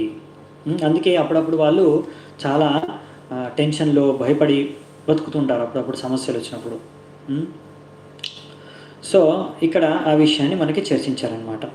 సో ఇప్పుడు మనము వచ్చే నెక్స్ట్ శ్లోకానికి వెళ్దామంట. 38వ శ్లోకం. కేవయం నామరూపాభ్యం యదుభిః సహ పాండవాః భవతో దర్శనం యర్హి ఋషికానాం నివేశితుః. ఇక్కడ ఏం చెప్తున్నారంటే, మీరు లేని, అంటే కృష్ణుడు అనొచ్చు కదా, అరే ఇక్కడ పాండవులు ఉన్నారు, నీకు ఇంత 5 మంది పుత్రులు ఇంకా ఉన్నారు, వాళ్ళు చూసుకుంటారు, ఇంతమంది ఇంకా చుట్టాలు ఇంకా ఉన్నారు నీకు చాలామంది, వీళ్ళందరితో పాటు నువ్వు హాయిగా ఇక్కడ ఉండొచ్చు కదా, మీరు ఉండొచ్చు కదా అంటే అనుకోవచ్చు కృష్ణుడు. కానీ ఇక్కడ కుంతిమారిని ఏం ముందే చెప్తుందంటే, ఇక్కడ ఎంతోమంది ఉన్నారు, నా పుత్రులు ఉన్నారు, నా కోడలు ఉంది, ఇంకా చాలామంది ఉన్నారు, కానీ వీళ్ళందరూ ఎలాగైతే ఒక దేహం ఇప్పుడు మన శరీరంలో ఎలాగ ఆత్మ అనేది ముఖ్యం కదా, ఆత్మ లేకుండా ఇంక శరీరంలో అన్ని ఇంద్రియాలు అన్ని అవయవాలు ఉన్నా కానీ ఎలా ఏమీ లాభం లేదో, అలాగే మీరు ఆత్మ లాంటి వారు మాకు. మీరు లేకుంటే ఇవన్నీ ఇంకా ఎన్నో రకాల ఇంద్రియాలు వీళ్ళందరూ అలా ఉండి వాళ్ళ మృతు శరీరంతో సమానం, ఇవేమి మాకు ఉపయోగకరం కాదు అని ఇక్కడ మనకి కుంతిమారని కృష్ణుడికి చెప్పుకుంటుందన్నమాట. ఒకవేళ మీరు మీ కరుణ మీ సాంగత్యం మాకు లేకపోతే మాత్రం మేము ఉన్న వాళ్ళందరూ కూడా మాకు ఎంతో పేరు ప్రఖ్యాతులు ఉన్నా ఇవన్నీ దేనికి పనికిరాని వ్యర్థము అని ఇక్కడ కుంతివారిని వ్యక్తం చేస్తుందన్నమాట. అందుకనే మనం ఎప్పుడైనా సరే మన యొక్క ఏవో జన్మ శృతి శ్రీ ఐశ్వర్యాలు ఇలాంటివన్నీ చూసి మనము ఎప్పుడైనా సరే ఎక్కువగా మన అహంకారాన్ని పెంచుకోకూడదు అనమాట. మనం ఎప్పుడైనా సరే ఈ పేరు ప్రఖ్యాతులు వస్తే దాని ద్వారా మనము ఎంతో గర్వితులం కాకూడదనమాట. మనం అర్థం చేసుకోవాలి, ఇదంతా భగవంతుడి కృప ఉంది కాబట్టి ఈరోజు ఏదైతే మనకు వచ్చిందో సాధించామో అది భగవంతుడి కృప. రేపు భగవంతుడి కృప లేకుంటే అన్నీ వెళ్ళిపోతాయి. మనం ఎంత సామర్థ్యం మనం ఎంత నిలుపుకోవాలన్నా నిలుపుకోలేము. అంతా భగవంతుడి కృప అనే విషయాన్ని ఎప్పుడైనా మనం గుర్తుంచుకోవాలి, ఎంత సాధించినా ఎంత గొప్ప వాళ్ళమైనా కానీ. సో ఇప్పుడు మనము నెక్స్ట్ 39వ శ్లోకం చూద్దామంట. నేయం శోభిష్యతే తత్ర యతే దానిం గదాధర త్వత్పాదైరంకిత భాతి స్వలక్షణ విలక్షితై. ఇక్కడ కృష్ణుడి గదాధర అంటుంది, గదం కూడా ధరిస్తాడు కదా కృష్ణుడు. అందుకనే ఇప్పుడు మీరు మీ యొక్క పాద పద్మాల ద్వారా ఈ యొక్క హస్తినాపురం భూమి ఎంతో వాటి యొక్క చిహ్నాల ద్వారా మీ పాదాలు పడ్డ ఈ హస్తినాపురి భూమి ఆ పాదాల కింద కృష్ణుడి పాదాల కింద ఎన్నో చిహ్నాలు ఉంటాయండి. ఇక్కడ రాశారు జెండా, పతాకము మరియు థండర్ బోల్ట్, ఉరుములు మెరుపులు ఉంటాయి కదా, థండర్ బోల్ట్ అంటారు.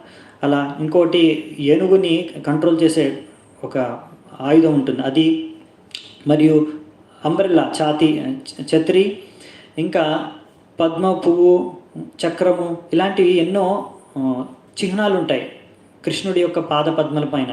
సో అలాంటి పాద పద్మాలు మీ హస్తినాపురం నేలపైన పడ్డాయి కదా, అక్కడ అవన్నీ ఆ చిహ్నాలు మాకు కనిపించి ఎప్పుడు రోజు మీరు తిరుగుతుంటే ఆ చిహ్నాలు చూసి ఆ చిహ్నాల ద్వారా మొత్తం శుభం మంగళం మా మొత్తం యొక్క హస్తినాపురం అంతా ఉంటుంది, మంగళదాయకంగా ఉంటుంది. కానీ ఇప్పుడు మీరు వెళ్ళిపోతే ఇంకా మరి ఆ ఏదైతే మంగళదాయకం ఆస్పీషియస్ శుభాన్ని మేము చూడగలుగుతున్నామో ఇంకా ఏ శుభము ఉండదు, అన్ని శుభాలు పోయినట్టే మాకు అని ఇక్కడ చెబుతుందనమాట. ఇంకా దాని తర్వాత ఈ హస్తినాపురం ఏమాత్రం సౌందర్యత శుభం అనేది ఉండకుండా పోతుందని ఇక్కడ కుంతివారాన్ని వేడుకుంటుంది.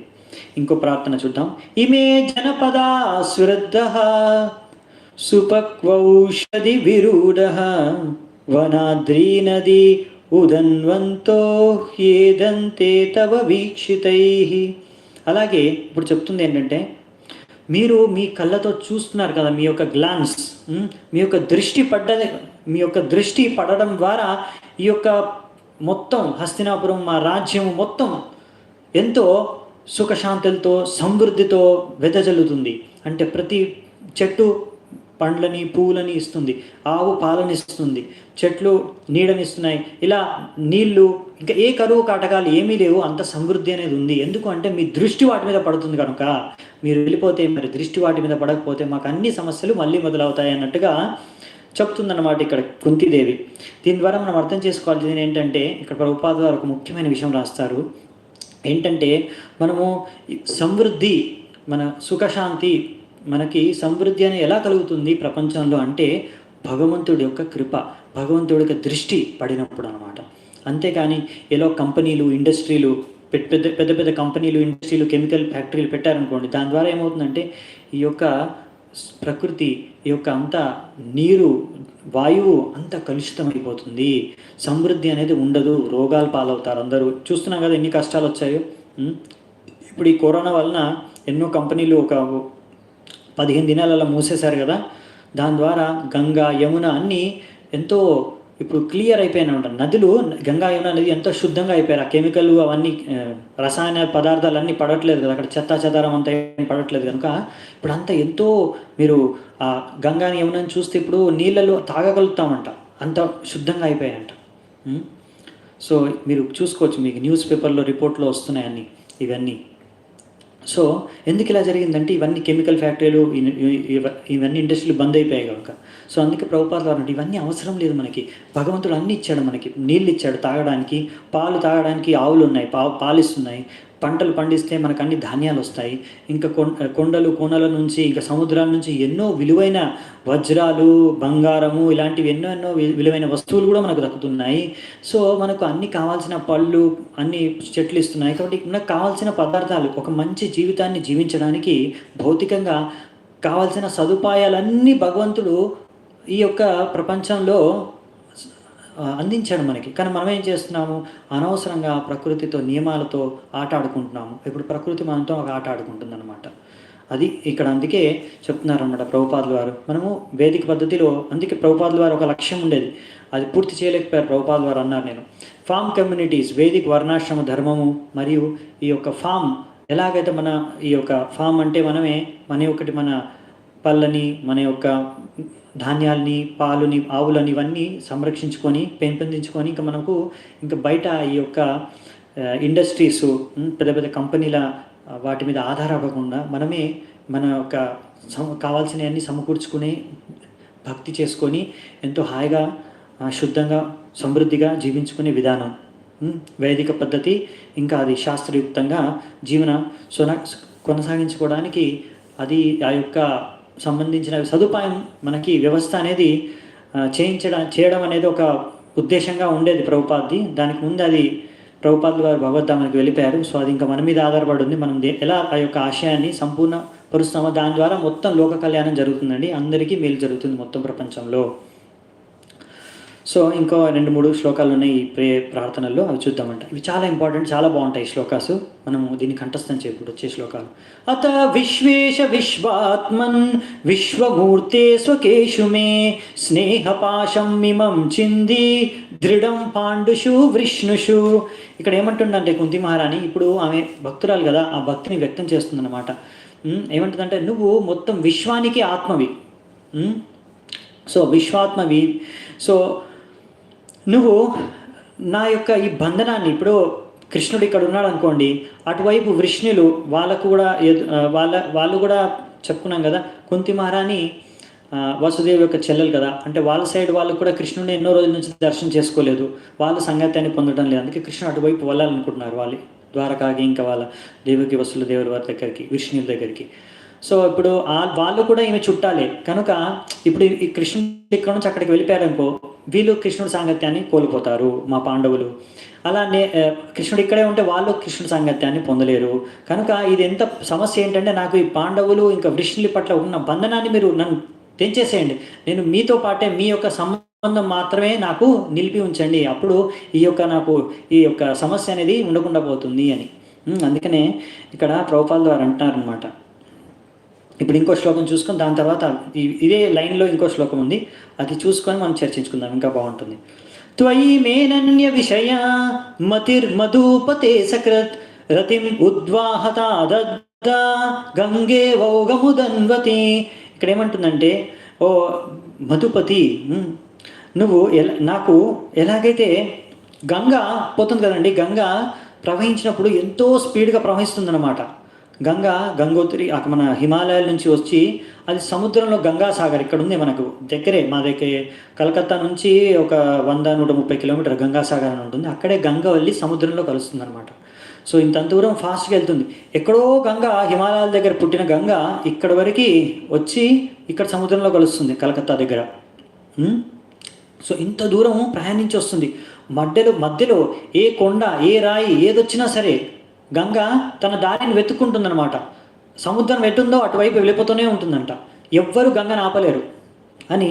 అలాగే గంగ ఎలాగైతే ప్రవహిస్తుందో సముద్రం వైపు అని చేరుకుంటుందో ఎన్ని అడ్డంకులు వచ్చినా కానీ, అలాగే నా మనస్సు కూడా నీ వైపే, నా యొక్క చేతన కూడా నీ వైపే, నా భక్తి కూడా నీ వైపే అలా దూసుకుంటూ వెళ్ళిపోవాలి. ఏ బాధలు, ఏ అడ్డంకులు వచ్చినా కానీ, ఏ బంధనాలు వచ్చినా కానీ అవి ఒక బాధగా, అడ్డంకిగా మారకుండా నా యొక్క చేతన గంగ ఎలాగైతే సముద్రం వైపు వెళ్తుందో అలాగే నా చేతన కూడా నీ వైపు వెళ్ళడానికి నాకు కృప ప్రసాదించు అని ఇక్కడ కుంతిమహారాణి కృష్ణుని వేడుకుంటుందన్నమాట. అది మనం అర్థం చేసుకోవాల్సింది. అదేంటి మీరు అనుకోవచ్చు, అరే పాండవులు, వృష్ణువులు అందరూ భక్తులే కదా, వీళ్ళతో ఎందుకు బంధనాన్ని తెంచుకోవాలనుకుంటుంది కుంతిమహారాణి అని. ఆ బంధనం అనేది భౌతిక బంధనాన్ని తెంచేసేయండి, నాకు ఆధ్యాత్మిక బంధనాన్ని మాత్రమే ఉంచండి. వాళ్ళందరూ నాకు చుట్టాలి, ఎందుకంటే వాళ్ళందరూ నీ భక్తులు కనుక, అలా అనమాట. అందుకే మీతో ఉన్న నా సంబంధాన్ని గట్టిపరచండి, గట్టిగా చేయండి. అలా వీళ్ళతో పాటు ఉన్న నా భౌతిక సంబంధాన్ని తెంచేసేయండి అలా. ఇక్కడ అందుకే ప్రభుపాద గారు వస్తున్నారనమాట. ఇలా భక్తుడైతే భగవంతుడికి ప్రేమిస్తున్నాడంటే ప్రేమను భగవంతుడిని ప్రేమిస్తున్నాడు కనుక దాని యొక్క అర్థం ఇది కాదు, ఆయన ఎవరిని ప్రేమించడు, ఆయన హృదయం రాయి అయిపోయింది, అలా కాదు. అది సంభవమే కాదు మనిషికి. సో మనము మన యొక్క సంబంధాలన్నిటినీ కృష్ణుడితో జోడించాలి. ఎప్పుడైతే కృష్ణుడితో జోడిస్తామో, అందరం భక్తులుగా మారుతామో, అప్పుడు మనము ఆ సంబంధాలకి విలువ పెరిగిపోతుంది అని ఇక్కడ కుంతిమారాన్ని చెప్తుందన్నమాట. అంటే ప్రభుపాదుల వారు వర్ణిస్తున్నారు. శ్లోక నంబరు 42 నడుస్తుందండి. 42nd శ్లోక చర్చించుకుంటున్నాము. ప్రభుపాద యొక్క తాత్పర్యాన్ని చర్చించుకుంటున్నాము. సో అందుకనే ఇక్కడ భక్తి, మీ పట్ల భక్తిని, మీ పట్ల ఉన్న సంబంధాన్ని ఇంకా దృఢంగా చేయండి. దాని ద్వారా మనకున్న సంబంధాలు, ఎవరైతే మీ భక్తులు ఉన్నారో వాళ్ళందరూ నాకు సంబంధీయులే. ఇంకా అందుకే కృష్ణుడు ఇక్కడ ప్రభుపాదులు అంటారనమాట. ఇలా మనము భగవంతుడికి చెప్తాడు, నాకు సేవ చేయడం చాలా గొప్ప, నాకన్నా నేను ఎప్పుడు ఎక్కువ ప్రసన్నుడైతే మీరు నా భక్తులకు సేవ చేస్తే, అలా అనమాట. అందుకనే మనకు అందరి భక్తుల పట్ల కూడా, భగవంతుడికి సంబంధించిన అందరి భక్తుల పట్ల కూడా ఆ ఆప్యాయత, ప్రేమ అనేది ఉండాలన్నమాట.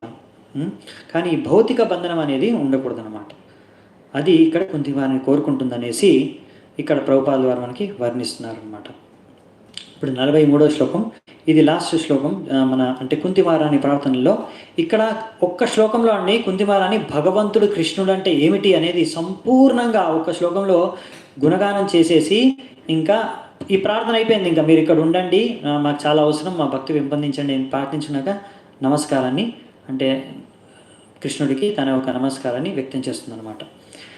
శ్రీకృష్ణ కృష్ణ సఖ వృష్ణిరిషభావాందృగ్ రాజన్య వంశదహనానపవర్గవీర్య గోవింద గోద్విజ సురార్తి హరావతార యోగేశ్వరాఖిల గురో భగవన్ నమస్తే. సో ఇక్కడ కృష్ణుడు ఎలా గుణగానం చేస్తుందండి, చాలా బాగుంది. శ్రీకృష్ణ, ఓ కృష్ణ, నువ్వు కృష్ణ సఖ, అర్జునుడి యొక్క సఖవి. వృష్ణి రిషభావని దృగ్, వృష్ణి వంశంలో ఎంతో పెద్ద వీరుడివి. రాజన్య వంశ దహనాపవర్గ వీర్య, ఇలాంటి ఎంతోమంది రాజులు ఎవరైతే ఈ భూమి మీద అసురులుగా ఉన్నారో, వాళ్ళు ఎంతో ఉత్పాతాన్ని సృష్టిస్తున్నారో, వాళ్ళందరినీ నువ్వు హతమార్చే పెద్ద వీరుడివి. గోవింద గోద్విజ సురార్తి హరావతార, నువ్వు ఎలాంటి అవతారం అంటే గోవిందుడివి, అంటే మన ఇంద్రియాలకి ఆనందాన్ని ప్రసాదించేవాడు, మనందరి ఇంద్రియాలకి ఆనందాన్ని ప్రసాదించేవాడివి. గోద్విజ, ఇంకా అలాగే గోద్విజ సుర ఆర్తి, అంటే గో అంటే ఆవులు, ద్విజ అంటే బ్రాహ్మణులు, సుర ఆర్తి, సుర అంటే దేవతలు, వీళ్ళందరి కష్టాలని నువ్వు తొలగించేవాడివి. సుర ఆర్తి హర అంటే వీళ్ళందరి కష్టాలని నువ్వు హరించేవాడివి, అలాంటి అవతారాన్ని నువ్వు హరావతార. యోగేశ్వరాఖిల గురో, నువ్వు యోగేశ్వరుడివి, అన్ని యోగాలకి ఈశ్వరుడివి, మరియు అఖిల గురో, అందరికీ గురువి. ఓ భగవంతుడా, ఇలాంటి నీకు నమస్కారం, నమస్తే భగవన్ నమస్తే.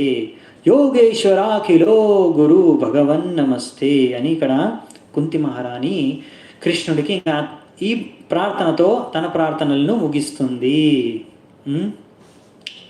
సో ఇప్పుడు ఇక్కడ నుంచి సెక్షన్ చేంజ్ అవుతుందండి. 44 నుంచి మనకి ఇప్పుడు 44లో కృష్ణుడు ఒక స్మైల్ ఇస్తాడు. మళ్ళీ చాలాసార్లు ఇలా ప్రార్థన అన్నీ విన్న తర్వాత కృష్ణుడు అర్జునుడికి, ఇప్పుడు కుంతిమారానికి కూడా ఒక చిరునవ్వు ఇస్తాడు అనమాట. మందం జహాస, ఈ సూత గోస్వామి ఇప్పుడు ఈ ప్రార్థనల తర్వాత ఆయన దాన్ని వ్యాఖ్యానిస్తున్నాడు, దీని పని ఇంకేం జరిగిన తర్వాత అనే విషయాన్ని. సూత ఉవాచ ప్రతయేత్తం కలపదైః పరిణూతాఖిలోదయః మందం జహాస వైకుంఠో మోహయన్నివ మాయయా. మందం జహాస, హస అంటే ఆయన ఒక హాస్యం, మందహాస్య అంటే జెంటల్ స్మైల్, ఒక చిరునవ్వు నవ్వాడు అనమాట ఇవన్నీ విన్న తర్వాత. ఎందుకంటే ఆమె ఎంతో ప్రత్యేత్తం కలపదై అంటే ఎంతో కళ, ఆమె యొక్క శ్లోకాల్లో, ఆమె యొక్క ప్రార్థనలో, కుంతిమారాణి యొక్క ప్రార్థనలో ఎంతో కళ ఉంది. మీరు చూసారు కదా, ఎంతో రమణీయంగా, ఎంతో పోయట్రీ, చాయిస్ పోయట్రీ అంటారు, అంటే ఎంతో శ్లోకాలు, ఉత్తమ శ్లోకాలు. ఇలా అంటే మంచి పదాలని ఉపయోగించి సరైన పదాలని సరైన రాగంతో ఆమె ఇక్కడ కుంతి మహారాణి కృష్ణుడిని గుణగానం చేసింది, ప్రార్థించుకుంది కదా. ఇది విని కృష్ణుడు చిరునవ్వు నవ్వాడంట. అందుకని కృష్ణుడి పేరు ఉత్తమ శ్లోక, అంటే ఆయన మంచి శ్లోకాలతో, ఉత్తమమైన శ్లోకాలతో ఆయన గుణగానం చేస్తారు భక్తులు. అందుకే ఆయన పేరు, ఒక పేరు ఏంటంటే ఉత్తమ శ్లోక అని ఇక్కడ ప్రభుపాదుల వారు రాశారనమాట. సో ఇలా నవ్విన తర్వాత మరి నెక్స్ట్ ఏం జరిగింది సీను, ఆ సీన్ ఇప్పుడు ఎక్స్ప్లెయిన్ చేస్తారు సుధ గోస్వామి. జస్ట్ నేను ఇది మళ్ళీ మర్చిపోతానేమో, ఒక అనౌన్స్మెంట్ అది చేద్దాం అనుకున్నాను. ఈరోజు మనది ఐ థింక్ May 3 అండి, May 3వ తేదీ. ఈరోజు వరకు లాక్డౌన్ అది ఉండే. సో ఇప్పుడు నిన్న నాకు తెలిసిన న్యూస్ ఏంటంటే లాక్డౌన్ పెరిగిందంట కదా, లాక్డౌన్ టైం ఇంకో 2 వారాలు పెంచారంట. అంటే May 17వ తారీఖు వరకు అనుకుంటా ఇప్పుడు లాక్డౌన్ ఉంది. సో మరి మనము రేపటి నుంచి ఏం చేద్దామనే ప్లాన్ నేను చర్చించుకుందాం అనుకున్నాను తర్వాత ఎండ్లో, కానీ మళ్ళీ టైం ఉంటుందో మర్చిపోతాను అనేసి మళ్ళీ ఇప్పుడు గుర్తొచ్చింది. నెక్స్ట్ సెక్షన్ యుధిష్ఠిర్ మహారాజ్తో మన కృష్ణుడు చర్చించుకునే ముందు అది డిసైడ్ చేసుకుందామని అనుకున్నాను. సో మరి మీరు ఏమంటారు, మీరు ఎలా మనము నెక్స్ట్ రేపటి నుంచి ఎలా మనము ప్లాన్ చేద్దాం, మరి ఇలా కంటిన్యూ అవుదామా లేకపోతే వీక్లీ క్లాస్ చేసుకుందామా ఏంటనేది ఒకసారి మీరు నాకు చెబితే. అప్ టు 17th మధుశ్రవణ్ ప్రభు అంటున్నారు. మీ యొక్క అభిప్రాయాన్ని ఒకసారి ఇప్పుడే వ్యక్తం చేసేయండి. సో మనం డిసైడ్ చేసుకొని ఈరోజు కొన్ని శ్లోకాలే ఉన్నాయి, ఒక 15 నిమిషాలు పడుతుంది, అది చర్చించేసుకుందాం.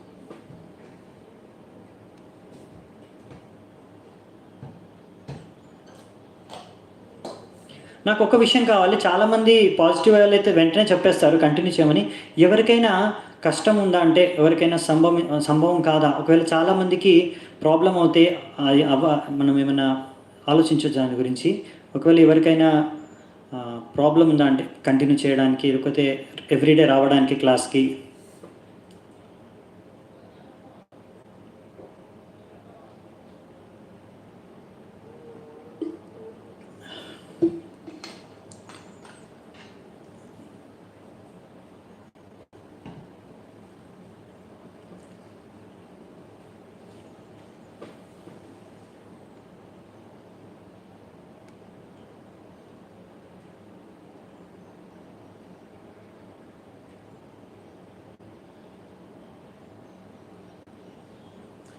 ఓకే, ఇప్పటివరకు 20 భక్తుల వరకు అయితే 20 పైనే భక్తులు చెప్పారు కంటిన్యూ చేద్దాం అనేసి. May 17th వరకు కంటిన్యూ చేద్దాము, ఏం ప్రాబ్లం లేదు. ఇలాగే అంటే సేమ్ టైం అంటే ఏం చేంజ్ చేయాల్సిన అవసరం లేదు కదండి.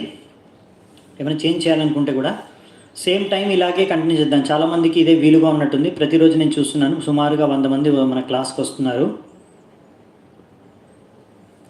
సో సరేనండి, మరి భగవంతుడి కృప, మీ అందరి ఎంతో ఉత్సాహం మీ అందరూ కావాలనుకుంటున్నారు. సో ఇప్పుడు లాక్డౌన్ కనుక నాకు కూడా సమయం ఉంది, తర్వాత నాకు కష్టం అవ్వచ్చు. కానీ May 17th వరకు మాత్రం, ఎందుకంటే ఇప్పుడు లాక్డౌన్ కారణంగా మా మందిరం కూడా క్లోజ్ చేసే ఉంది. మా చాలా కార్యక్రమాలు బంద్ అయిపోయాయి, అంటే క్లోజ్ అయిపోయి ఉన్నాయి. సో May 17th వరకు అయితే నాకు సమయం లభించుతుంది. సో డెఫినెట్గా మేము కంటిన్యూ చేస్తామండి. మరి సో ఇంకా వేరే డిస్కషన్ మళ్ళీ చేసుకునే అవసరం లేదనుకుంటా. మరి ఈవినింగ్ భగవద్గీత క్లాస్లో కూడా అలాగే కంటిన్యూ చేద్దామా? మళ్ళీ ఒకసారి నేను గీత క్లాస్లో అడుగుతాను, భగవద్గీత క్లాస్లో. ఎందుకంటే కొంతమంది ఐ థింక్ భాగవతంలో వచ్చేవాళ్ళు భగవద్గీతలో ఉన్నారో లేదో నాకు తెలియదు. కొంతమంది అయితే కామన్ కనిపిస్తారు నాకు, ఎవరైతే ఇక్కడ మనకి మెసేజ్లో చేస్తుంటారో లైవ్ చాట్లో. నాకు అర్థమవుతుంది సేమ్ డివోటీస్ ఉన్నారనేసి. కానీ కొంతమంది కొత్త వాళ్ళు కూడా ఉన్నట్టున్నారు భగవద్గీతలో. హరే కృష్ణ. సో మనము మరి కంటిన్యూ చేద్దాము. చాలామంది మ్యాక్సిమం డివోటీస్ చెప్పేశారు. నాకు తెలుసు కొంతమంది మనం వింటున్నారు క్లాసులు, వాళ్ళు కొంచెం వృద్ధులు కూడా ఉన్నారు, కొంతమంది టీవీలో కూడా చూస్తున్నారు, వాళ్ళకి టైప్ చేయడం కూడా రాదు. నాకు తెలుసు చాలామంది అలా ఉన్నారు, నాకు చెప్పారు కూడా ఫోన్ చేసి కొంతమంది. సో నాకు అర్థమైంది, అందరూ నేను ఎక్స్పెక్ట్ చేయట్లేదు 100 మంది ఇక్కడ మెసేజ్ చేస్తారని. ఇప్పటికి ఆల్మోస్ట్ 30-40 మెంబర్స్ మెసేజ్ చేసేసారు. సో మీ అందరికీ ఓకే. విజయ్ నిమాయ్ ప్రభు కూడా చెప్పారు కంటిన్యూ చేయమని. Same time okay, both okay. Bhagavatam Bhagavad Gita సరేనండి, మనం కంటిన్యూ చేద్దామంట. 2 గీత కూడా సేమ్ టైంలో. Okay, thank you so much. మీ అందరూ ప్రోత్సాహమే నాకు ముందుకు వెళ్ళడానికి ఒక ఉత్సాహం ఇస్తుంది. సో మనం మరి ఈరోజు కొన్ని శ్లోకాసే ఉన్నాయి. మన యుధిష్ఠిర మహారాజు ఇంకా కృష్ణుడి మధ్య సంభాషణ, ఆ విషయాన్ని మనం చూసుకొని ఈ యొక్క కథని ఈరోజు చర్చని ముగిద్దామంట.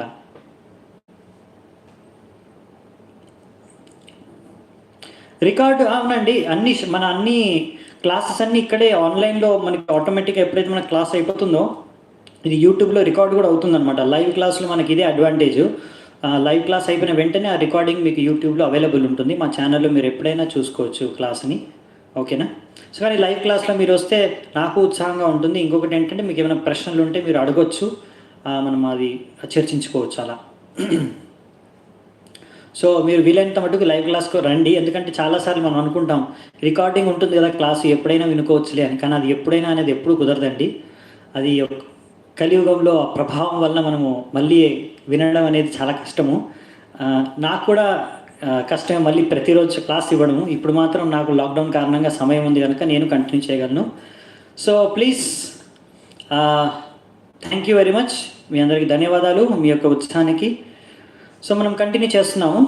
సో నెక్స్ట్ శ్లోకం నుంచి మీరు కంటిన్యూ చేద్దాం. మనము 45వ శ్లోకం మళ్ళీ మనం కావాలంటే 17వ రోజు అంటే మే 17వ తేదీన మళ్ళీ చర్చించుకుందాము. నెక్స్ట్ కంటిన్యూ చేయడము ఎలా ఏంటి అనే విషయాలు. అప్పటి వరకు అయితే మనం ఫిక్స్ అయిపోయాము. మే 17 వరకు అయితే మనం కంటిన్యూ చేద్దాం. ఇప్పుడు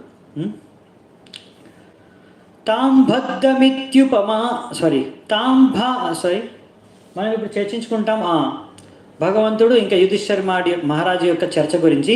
సో ఇది సూత గోస్వామి వారు వర్ణిస్తున్నారండి మనకి, అంటే శౌనక ఋషులందరికీ. మనం కూడా అక్కడి నుంచి నేర్చుకుంటున్నాము. తాం భాదమిత్యుపామంత్ర్య ప్రవిశ్య గజసాహ్వయం స్త్రీయశ్చ స్వపురం యాస్యన్ ప్రేమ్నా రాజ్ఞా నివారితః. సో నెక్స్ట్ మనము ఈ శ్లోకం యొక్క అర్థాన్ని చూసుకుందామంట. ఇలా శ్రీమతి కుంతీదేవి తన యొక్క ప్రార్థనలను ముగించిన తర్వాత అప్పుడు అక్కడ అందరికీ కృష్ణుడు చెప్తున్నాడంట, సరే ధన్యవాదాలు అందరికీ, మీ ప్రార్థనలకి చాలా మెచ్చాను నేను, ఇప్పుడు నేను ఇంకా ద్వారకకి వెళ్తాను అని హస్తినాపురం వదిలి వెళ్ళడానికి బయలుదేరుతున్నాడంట కృష్ణుడు. అంటే కృష్ణుడు ఆగలేదండి, కుంతిమారిని ప్రార్థనలన్నీ విన్నాడు, ఒక చిరునవ్వు నవ్వాడు, కానీ కృష్ణుడు ఆగట్లేదు. మరి ఎలా ఆగాడండి? ఇప్పుడు ఏమవుతుందంటే అదే సమయంలో యుధిష్ఠిర మహారాజు వస్తాడంట అక్కడికి. ప్రేమ్నా రాజ్ఞా నివారిత, ఆయన నివారించాడంట కృష్ణుడిని ఎంతో ప్రేమతో. యుధిష్ఠిర మహారాజు ప్రేమ్నా రాజ్నా నివారిత, ఎంతో ప్రేమతో యుధిష్ఠిర మహారాజు ఆపాడంట కృష్ణుడిని. అంటే ఇప్పుడు యుధిష్ఠిర మహారాజు కృష్ణుడిని వేడుకుంటున్నాడు ఇక్కడే ఉండు అని. ఇప్పుడు ఆయన యొక్క బాధ ఏంటో చెప్పుకుంటున్నాడు ఇప్పుడు యుధిష్ఠిర మహారాజు కృష్ణుడికి. అయితే కృష్ణుడు కూడా ఆయన కోసం యుధిష్ఠిర మహారాజు యొక్క ప్రేమపూర్వక వినతిని స్వీకరించి కృష్ణుడు అక్కడే హస్తినాపురంలో ఇంకొన్ని రోజులు ఉండడానికి ఒప్పుకున్నాడు. వ్యాసధ్యేరీశ్వరేహాజ్ఞా కృష్ణేనాద్భుత కర్మణ ప్రబోధితోపీతిహాసే నాబుధ్యత సుచార్పితః. సో ఇక్కడ ఏం చెప్తున్నారంటే యుధిష్ఠిర మహారాజు ఎంతో ఎంతో బాధపడుతున్నాడంట. ఎందుకు బాధపడుతున్నాడండి? ఇప్పుడు మళ్ళీ రికార్డు వెనక్కి వెళ్తుందనమాట. అంటే మనము యుద్ధానికి ముందు కృష్ణుడు అర్జునుడికి మధ్యలో జరిగిన సంభాషణ, అంటే అర్జునుడు పరిస్థితి ఏముండే మనం చూసాము మొదటి అధ్యాయంలో భగవద్గీతలో. ఎలాగైతే అర్జునుడు యుద్ధం మొదలవ్వక ముందే ఎంతోమంది చనిపోతారు, దానికి నేను కారణమవుతాను అనేసి ఏడ్చుకుంటూ కూర్చున్నాడు. ఇప్పుడు యుధిష్ఠిర మహారాజు యుద్ధం తర్వాత అదే సీన్ అనమాట. ఎలాంటి సీను మనకి భగవద్గీతలో యుద్ధం ముందు చూసాము, ఆ సీన్ ఇప్పుడు అక్కడ అర్జునుడి ప్లేస్లో మనకి ఇక్కడ యుధిష్ఠిర మహారాజు ఉన్నాడు. అంతే డిఫరెన్స్. ఇప్పుడు యుధిష్ఠిర మహారాజు బాధపడుతున్నాడు ఏంటంటే ఇంతమంది చనిపోయారు యుద్ధంలో, ఎంతో సైన్యం ఇరువైపులా ఎంతో వేల కోట్లాది మంది చనిపోయారు, వీళ్ళందరూ చనిపోవడానికి కారణం నేనే కనుక ఆ బాధతో ఆయన మునిగిపోతున్నాడు. చూడండి, యుధిష్ఠిర మహారాజు మొత్తం ప్రపంచానికే సామ్రాట్ అయ్యాడు, 3 అశ్వమేధ యజ్ఞాలు చేశాడు. అయినా కానీ ఆయనకు ఆనందం లేదండి. ఆయన యొక్క మనస్సుని ఎంత కోమల హృదయమో మీరు అర్థం చేసుకోవచ్చు, భక్తుడు కదా. సో ఇక్కడ యుధిష్ఠిర మహారాజు ఎంతో దుఃఖితుడయ్యాడంట. అయితే మన వ్యాసదేవులు ఇంకా కృష్ణుడు స్వయంగా ఎంతో ఆయనని ప్రయత్నించారు ఓదార్చడానికి. ఆయనకు చెప్పారు, అయ్యో యుధిష్ఠిరా, నువ్వు ధర్మరాజువి, ధర్మాన్ని నిలబెట్టడం కోసం నువ్వు రాజుగా ఉన్నావు, నువ్వు రాజు అవ్వడం వల్ల అందరికీ మేలవుతుంది, అంతే మేలే జరిగింది, నువ్వు కారకుడు కాదు, వాళ్ళు పాపాత్ములు, అధర్మానికి గురైన వాళ్ళు చనిపోయారు, ఇంకా ఎవరు యోధులు వీరమరణాన్నే పొందారు. ఎన్నో విధాలుగా ఆయనకి యుధిష్ఠిర మహారాజుకి కృష్ణుడు వ్యాసదేవులు అండి, మీరు అర్థం చేసుకోండి. కృష్ణుడు స్వయంగా నచ్చచెప్తున్నాడు యుధిష్ఠిర మహారాజుకి. వ్యాసదేవులు ఆయన వాళ్ళ యొక్క గురువు, మరియు వ్యాసదేవుడు కూడా కృష్ణుడు ఒక అవతారమే, శక్త్యావేశ అవతారం. వ్యాసదేవుడు స్వయంగా, కృష్ణుడు స్వయంగా యుధిష్ఠిర మహారాజుని ఓదార్చడానికి ప్రయత్నిస్తున్నారు, వాళ్ళు విఫలమయ్యారని రాశారు ఇక్కడ. కృష్ణుడు కూడా ఓదార్చలేకపోయాడు. ఎందుకంటే ఈ మహాభారత యుద్ధంలో మొత్తం ఎంతమంది సైనికులు చనిపోయారు, ఇరువైపులా 18 రోజుల యుద్ధంలో ఇక్కడ రాశారు 64 కోట్ల మంది చనిపోయారంట. 64 కోట్ల మంది, ఎంత పెద్ద యుద్ధం అర్థం చేసుకోండి. 64 కోట్ల మంది ఆ యుద్ధంలో మరణించారంట. అందుకనే ఇంత దుఃఖంలో మునిగిపోయాడు యుధిష్ఠిర మహారాజు. సో ఇప్పుడు మరి కృష్ణుడు విఫలమయ్యాడండి యుధిష్ఠిర మహారాజుని ఓదార్చడంలో. మరి కృష్ణుడు భగవంతుడు కదండి, ఏదైనా సాధ్యం కదా, ఇలా ఏంటంటే వీళ్ళ విఫలమయ్యాడు. మరి దీనికి అర్థం ఏంటి? కృష్ణుడు లీలలు అర్థం చేసుకోవడం చాలా కష్టము. అందుకే మనకు ప్రభుపాదుల తాత్పర్యం చదివితే మనకు ఆ విషయం అనేది అర్థమవుతుంది. సో ఇక్కడ మనం ఆచార్యులు చెప్తున్నారు, ఏమంటున్నారంటే కృష్ణుడు పరమాత్మ రూపంలో వ్యాసదేవుడి హృదయంలో కూడా ఉన్నాడు, యుధిష్ఠిర మహారాజు హృదయంలో కూడా ఉన్నాడు. సో ఆ భగవంతుడి లీల యోగమాయ శక్తి ద్వారా వ్యాసదేవు కూడా ఆయన్ని ఓదార్చలేకపోయాడు, కృష్ణుడు కూడా ఆయన్ని ఓదార్చలేకపోయాడు. యుధిష్ఠిర మహారాజు కూడా వాళ్ళిద్దరి ఓదార్పు ద్వారా కూడా ఆయన యొక్క దుఃఖాన్ని ఆయన నివారించుకోలేకపోయాడు, అధిగమించలేకపోయాడు ఆ దుఃఖాన్ని. ఇది కూడా కృష్ణుడి లీల. ఎందుకు ఇలా చేశాడండి కృష్ణుడు? అదేంటి ఇలాంటి లీల చేస్తున్నాడంటే, ఇప్పుడు కృష్ణుడు ఇంకొక మహాభక్తుడు ఉన్నాడండి, ఆయన యొక్క గొప్పతనాన్ని మనందరికీ మొత్తం ప్రపంచానికే తెలియజేయాలని కృష్ణుడు కోరిక. అంటే నేను కూడా ఓదార్చలేని ఈ యుధిష్ఠిర మహారాజుని నా యొక్క శుద్ధ భక్తుడు ఓదార్చగలడు. ఎవరండి ఆ శుద్ధ భక్తుడు? ఇప్పుడు ఎవరిని కృష్ణుడు కీర్తించాలనుకుంటున్నాడు, ఆయన యొక్క గొప్పతనాన్ని మొత్తం ప్రపంచానికే తెలియజేయాలనుకుంటున్నాడు? మీరు గెస్ చేయగలుగుతారా? మీరు చెప్పగలరా? ఆల్రెడీ చెప్పేశారా? ఎస్, వెరీ గుడ్, భీష్ముడు. ఇంకా భీష్మ పితామహ మరణించలేదండి. ఆయన ఆ బాణాల శయ్య పైన ఇంకా పడుకొనే ఉన్నాడు. ఎందుకంటే ఆయన మరణానికి, ఆయనకు ఇచ్చా మృత్యు, మీకు తెలుసు కదా, ఏ రోజు కావాలంటే ఆ రోజు ఆయన మృత్యువు స్వీకరించవచ్చు. అలాంటి ఇచ్చ ఉంది ఆయనకి, ఇచ్చా మృత్యు.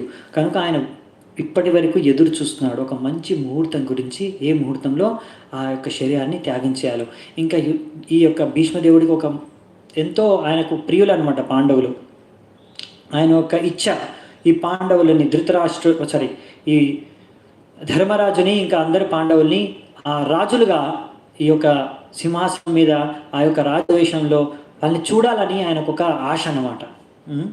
సో ఇంకా కృష్ణుడి దర్శనం చేసుకొని ఒక మంచి ముహూర్తంలో ఆ భగవంతుడి దర్శనం చేసుకుంటూ భగవద్ధామానికి చేరుకోవాలని ఆయన ఇంకా ఆశ, చిరకాల ఆశ అనమాట.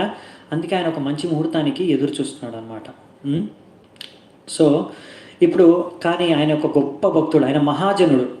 12 మహాజనులు ఉన్నారు, అందులో భీష్మదేవుడు ఒకడు. సో ఈ మహాజనుడు అంటే మనము ఆయన ద్వారా మనము నేర్చుకోవచ్చు భక్తి యొక్క శిక్షణల గురించి. అందుకనే ఇక్కడ ఆయన నుంచి శిక్షణ ద్వారా యుధిష్ఠిరుడు ఆయన ఒక దుఃఖాన్ని అధిగమిస్తాడు. ఇప్పుడు అందుకనే ఆయన ద్వారా శిక్షణలు పొందడానికి యుధిష్ఠిర మహారాజుని ఇప్పుడు కృష్ణుడు భీష్మదేవుడి దగ్గరికి తీసుకెళ్తాడు.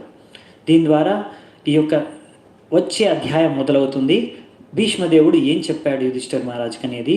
ఇది మహాభారతంలో చాలా పెద్ద పర్వం అండి. అంటే చాలా శిక్షణలు ఇస్తారు ఇక్కడ భీష్మదేవుడు యుధిష్ఠిర మహారాజుకి ఎన్నో శిక్షణలు ఇస్తాడు. అంటే ఆయన రాజు కదా, ఎలా ఏలాలి, రాజ్యాన్ని ఎలా పరిపాలించాలి, ఎన్నో విషయాల గురించి. కానీ మనం ఇక్కడ అసలైన భక్తి తత్వాల గురించి కూడా ఆయన చెప్తాడు భీష్మదేవుడు. ఆ విషయాల గురించి మనం భాగవతంలో చర్చించుకుంటాం. ఆ పార్ట్ భాగవతంలో ఉందన్నమాట మహాభారతం నుంచి. సో మనము ఇప్పుడు ఈ విషయాన్ని చర్చించుకుందాము. సో ఇక్కడ యుధిష్ఠిర మహారాజు గురించి ఇంకో 2-3 శ్లోకాలు ఉన్నాయి, అవి చూసుకొని మిగిద్దామంట. ఆహారాజా ధర్మసుత చింతయన్ సుహృదాన్వదం ప్రాకృతేనాత్మన విప్ర స్నేహమోహావశం గతః. ఈ యుధిష్ఠిర మహారాజు ఎవరైతే ధర్మరాజు యొక్క పుత్రుడో, సో ఈయన ఎంతోమంది మృతి చెందారు కదా, వాళ్ళందరికీ నేనే కారణం అన్నట్టుగా ఆయన ఎంతో దుఃఖంలో మునిగిపోయి ఉన్నాడంట. సో ఈ విధంగా ఎందుకు ఇంత దుఃఖంలో మునిగిపోయాడంటే ఇది కూడా భగవంతుడికి యోగమయ శక్తి ప్రభావం. ఎందుకంటే దీని ద్వారా ఆయన భీష్మదేవుడిని, ఆయన యొక్క గొప్పతనాన్ని మనందరికీ తెలియచేయడానికి ఇది భగవంతుడి యొక్క లీల అనమాట. దీని ద్వారా మనకి ఎన్నో శిక్షణలు ఇస్తూనే ఉంటాడు. కుంతి మహారాణి ప్రార్థనల ద్వారా మనం నేర్చుకున్నాం ఎన్నో విషయాలు. ఇప్పుడు రేపు మనం భీష్మదేవుడి యొక్క ఆయన యొక్క శిక్షణల ద్వారా మనం ఎన్నో విషయాలు కూడా నేర్చుకుంటాము, భక్తి తత్వాలు తెలుసుకుంటాము, భగవంతుడి గురించి కూడా తెలుసుకుంటాము. అహో మే పశ్యత జ్ఞానం హృది రూఢం దురాత్మనః పారక్య సైవ దేహస్య బహ్వ్యో మే క్షౌహి నిర్హత. సో యుధిష్ఠిర మహారాజు అంట, ఎలా ఏడుస్తున్నాడు చూడండి ఆయన. ఓహో నేనే కారణం, ఎంత పాపాత్ముడిని నేను, నా హృదయం ఎంత కఠోరమైనది, నేను అజ్ఞానంతో మునిగిపోయాను, నా వలన ఎంతమంది చనిపోయారు అని.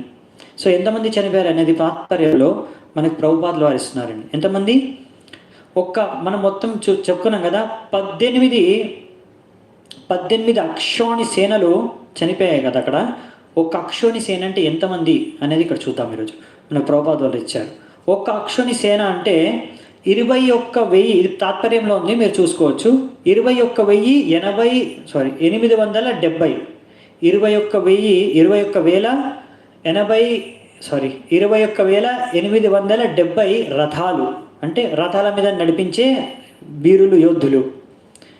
21,000 సేమ్ నంబర్, 870 ఏనుగులు, మరియు 1,09,650 సైనికులు, కాలినడక అంటే కాళ్ళ మీద నడిచే సైనికులు, ఇన్ఫాంట్రీ. ఇంకా కొంతమంది ఉన్నారు, 65,600 క్యావెలరీ అని తెలుగులో ఏమంటారో తెలియదు నాకు.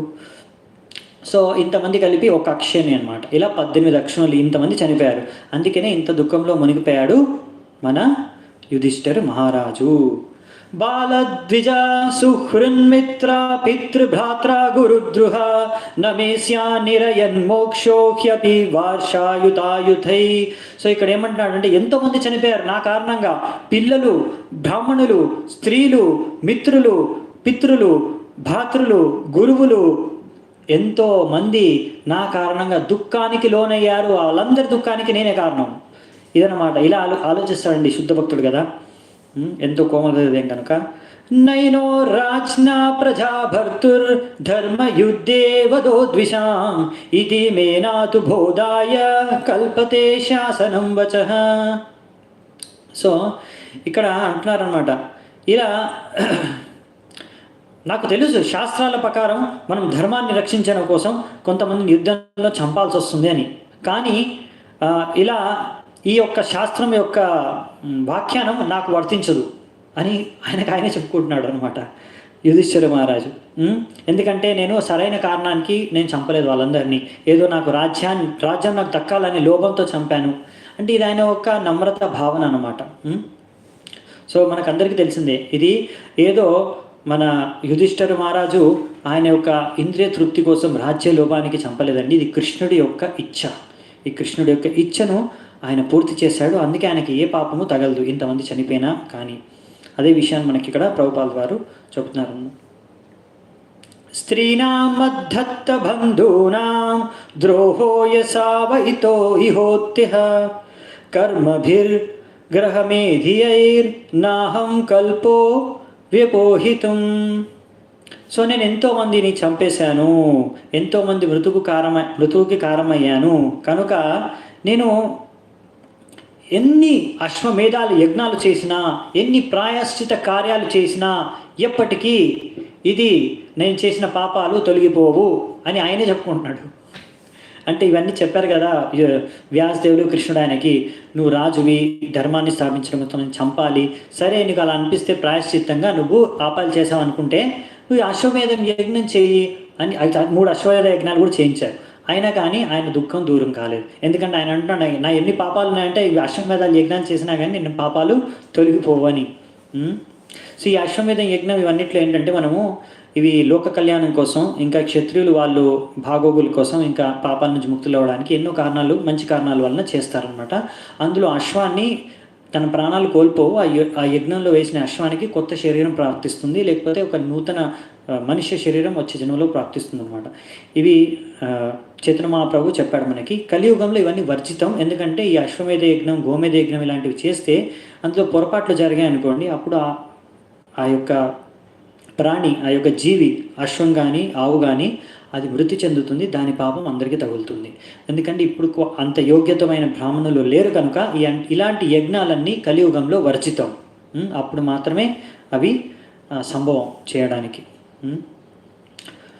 సో అదే ఇక్కడ మన క్లాస్ శ్లోకంలో మనం ముగించుకుందాం చెప్పుకొని అదే విషయం చెప్పారు. యథా పంకేన పంకాంబః సురయా వాసురాకృతం భూతహత్యాం తథైవాక్యం నయజ్ఞేర్మాశ్రుతమర్హతి. యజ్ఞాల ద్వారా నాకు ఎలాంటి పాపం నుంచి ముక్తం కాలేను నేను. ఎందుకు అంటే, ఎలాగైతే ఒక ఉదాహరణ చెప్తున్నారు యుధిష్ఠిర మహారాజ్ చెప్తున్నాడు.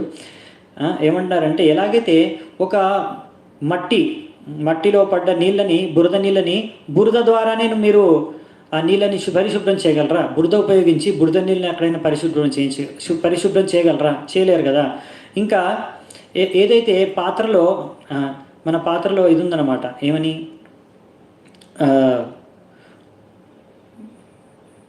సుర అంటే ఇది మద్యం.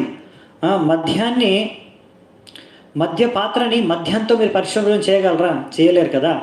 అలాగే ఈ యొక్క ప్రాణుల్ని, ఆ అశ్వాల్ని, ఇవన్నిటిని యజ్ఞంలో చంపేసి దీని ద్వారా నాకే పాపాలు తొలగిపోవు అని ఆయన చెప్పుకుంటున్నాడు. ఇది ఒక ఆయన నమ్రత భావన అనమాట.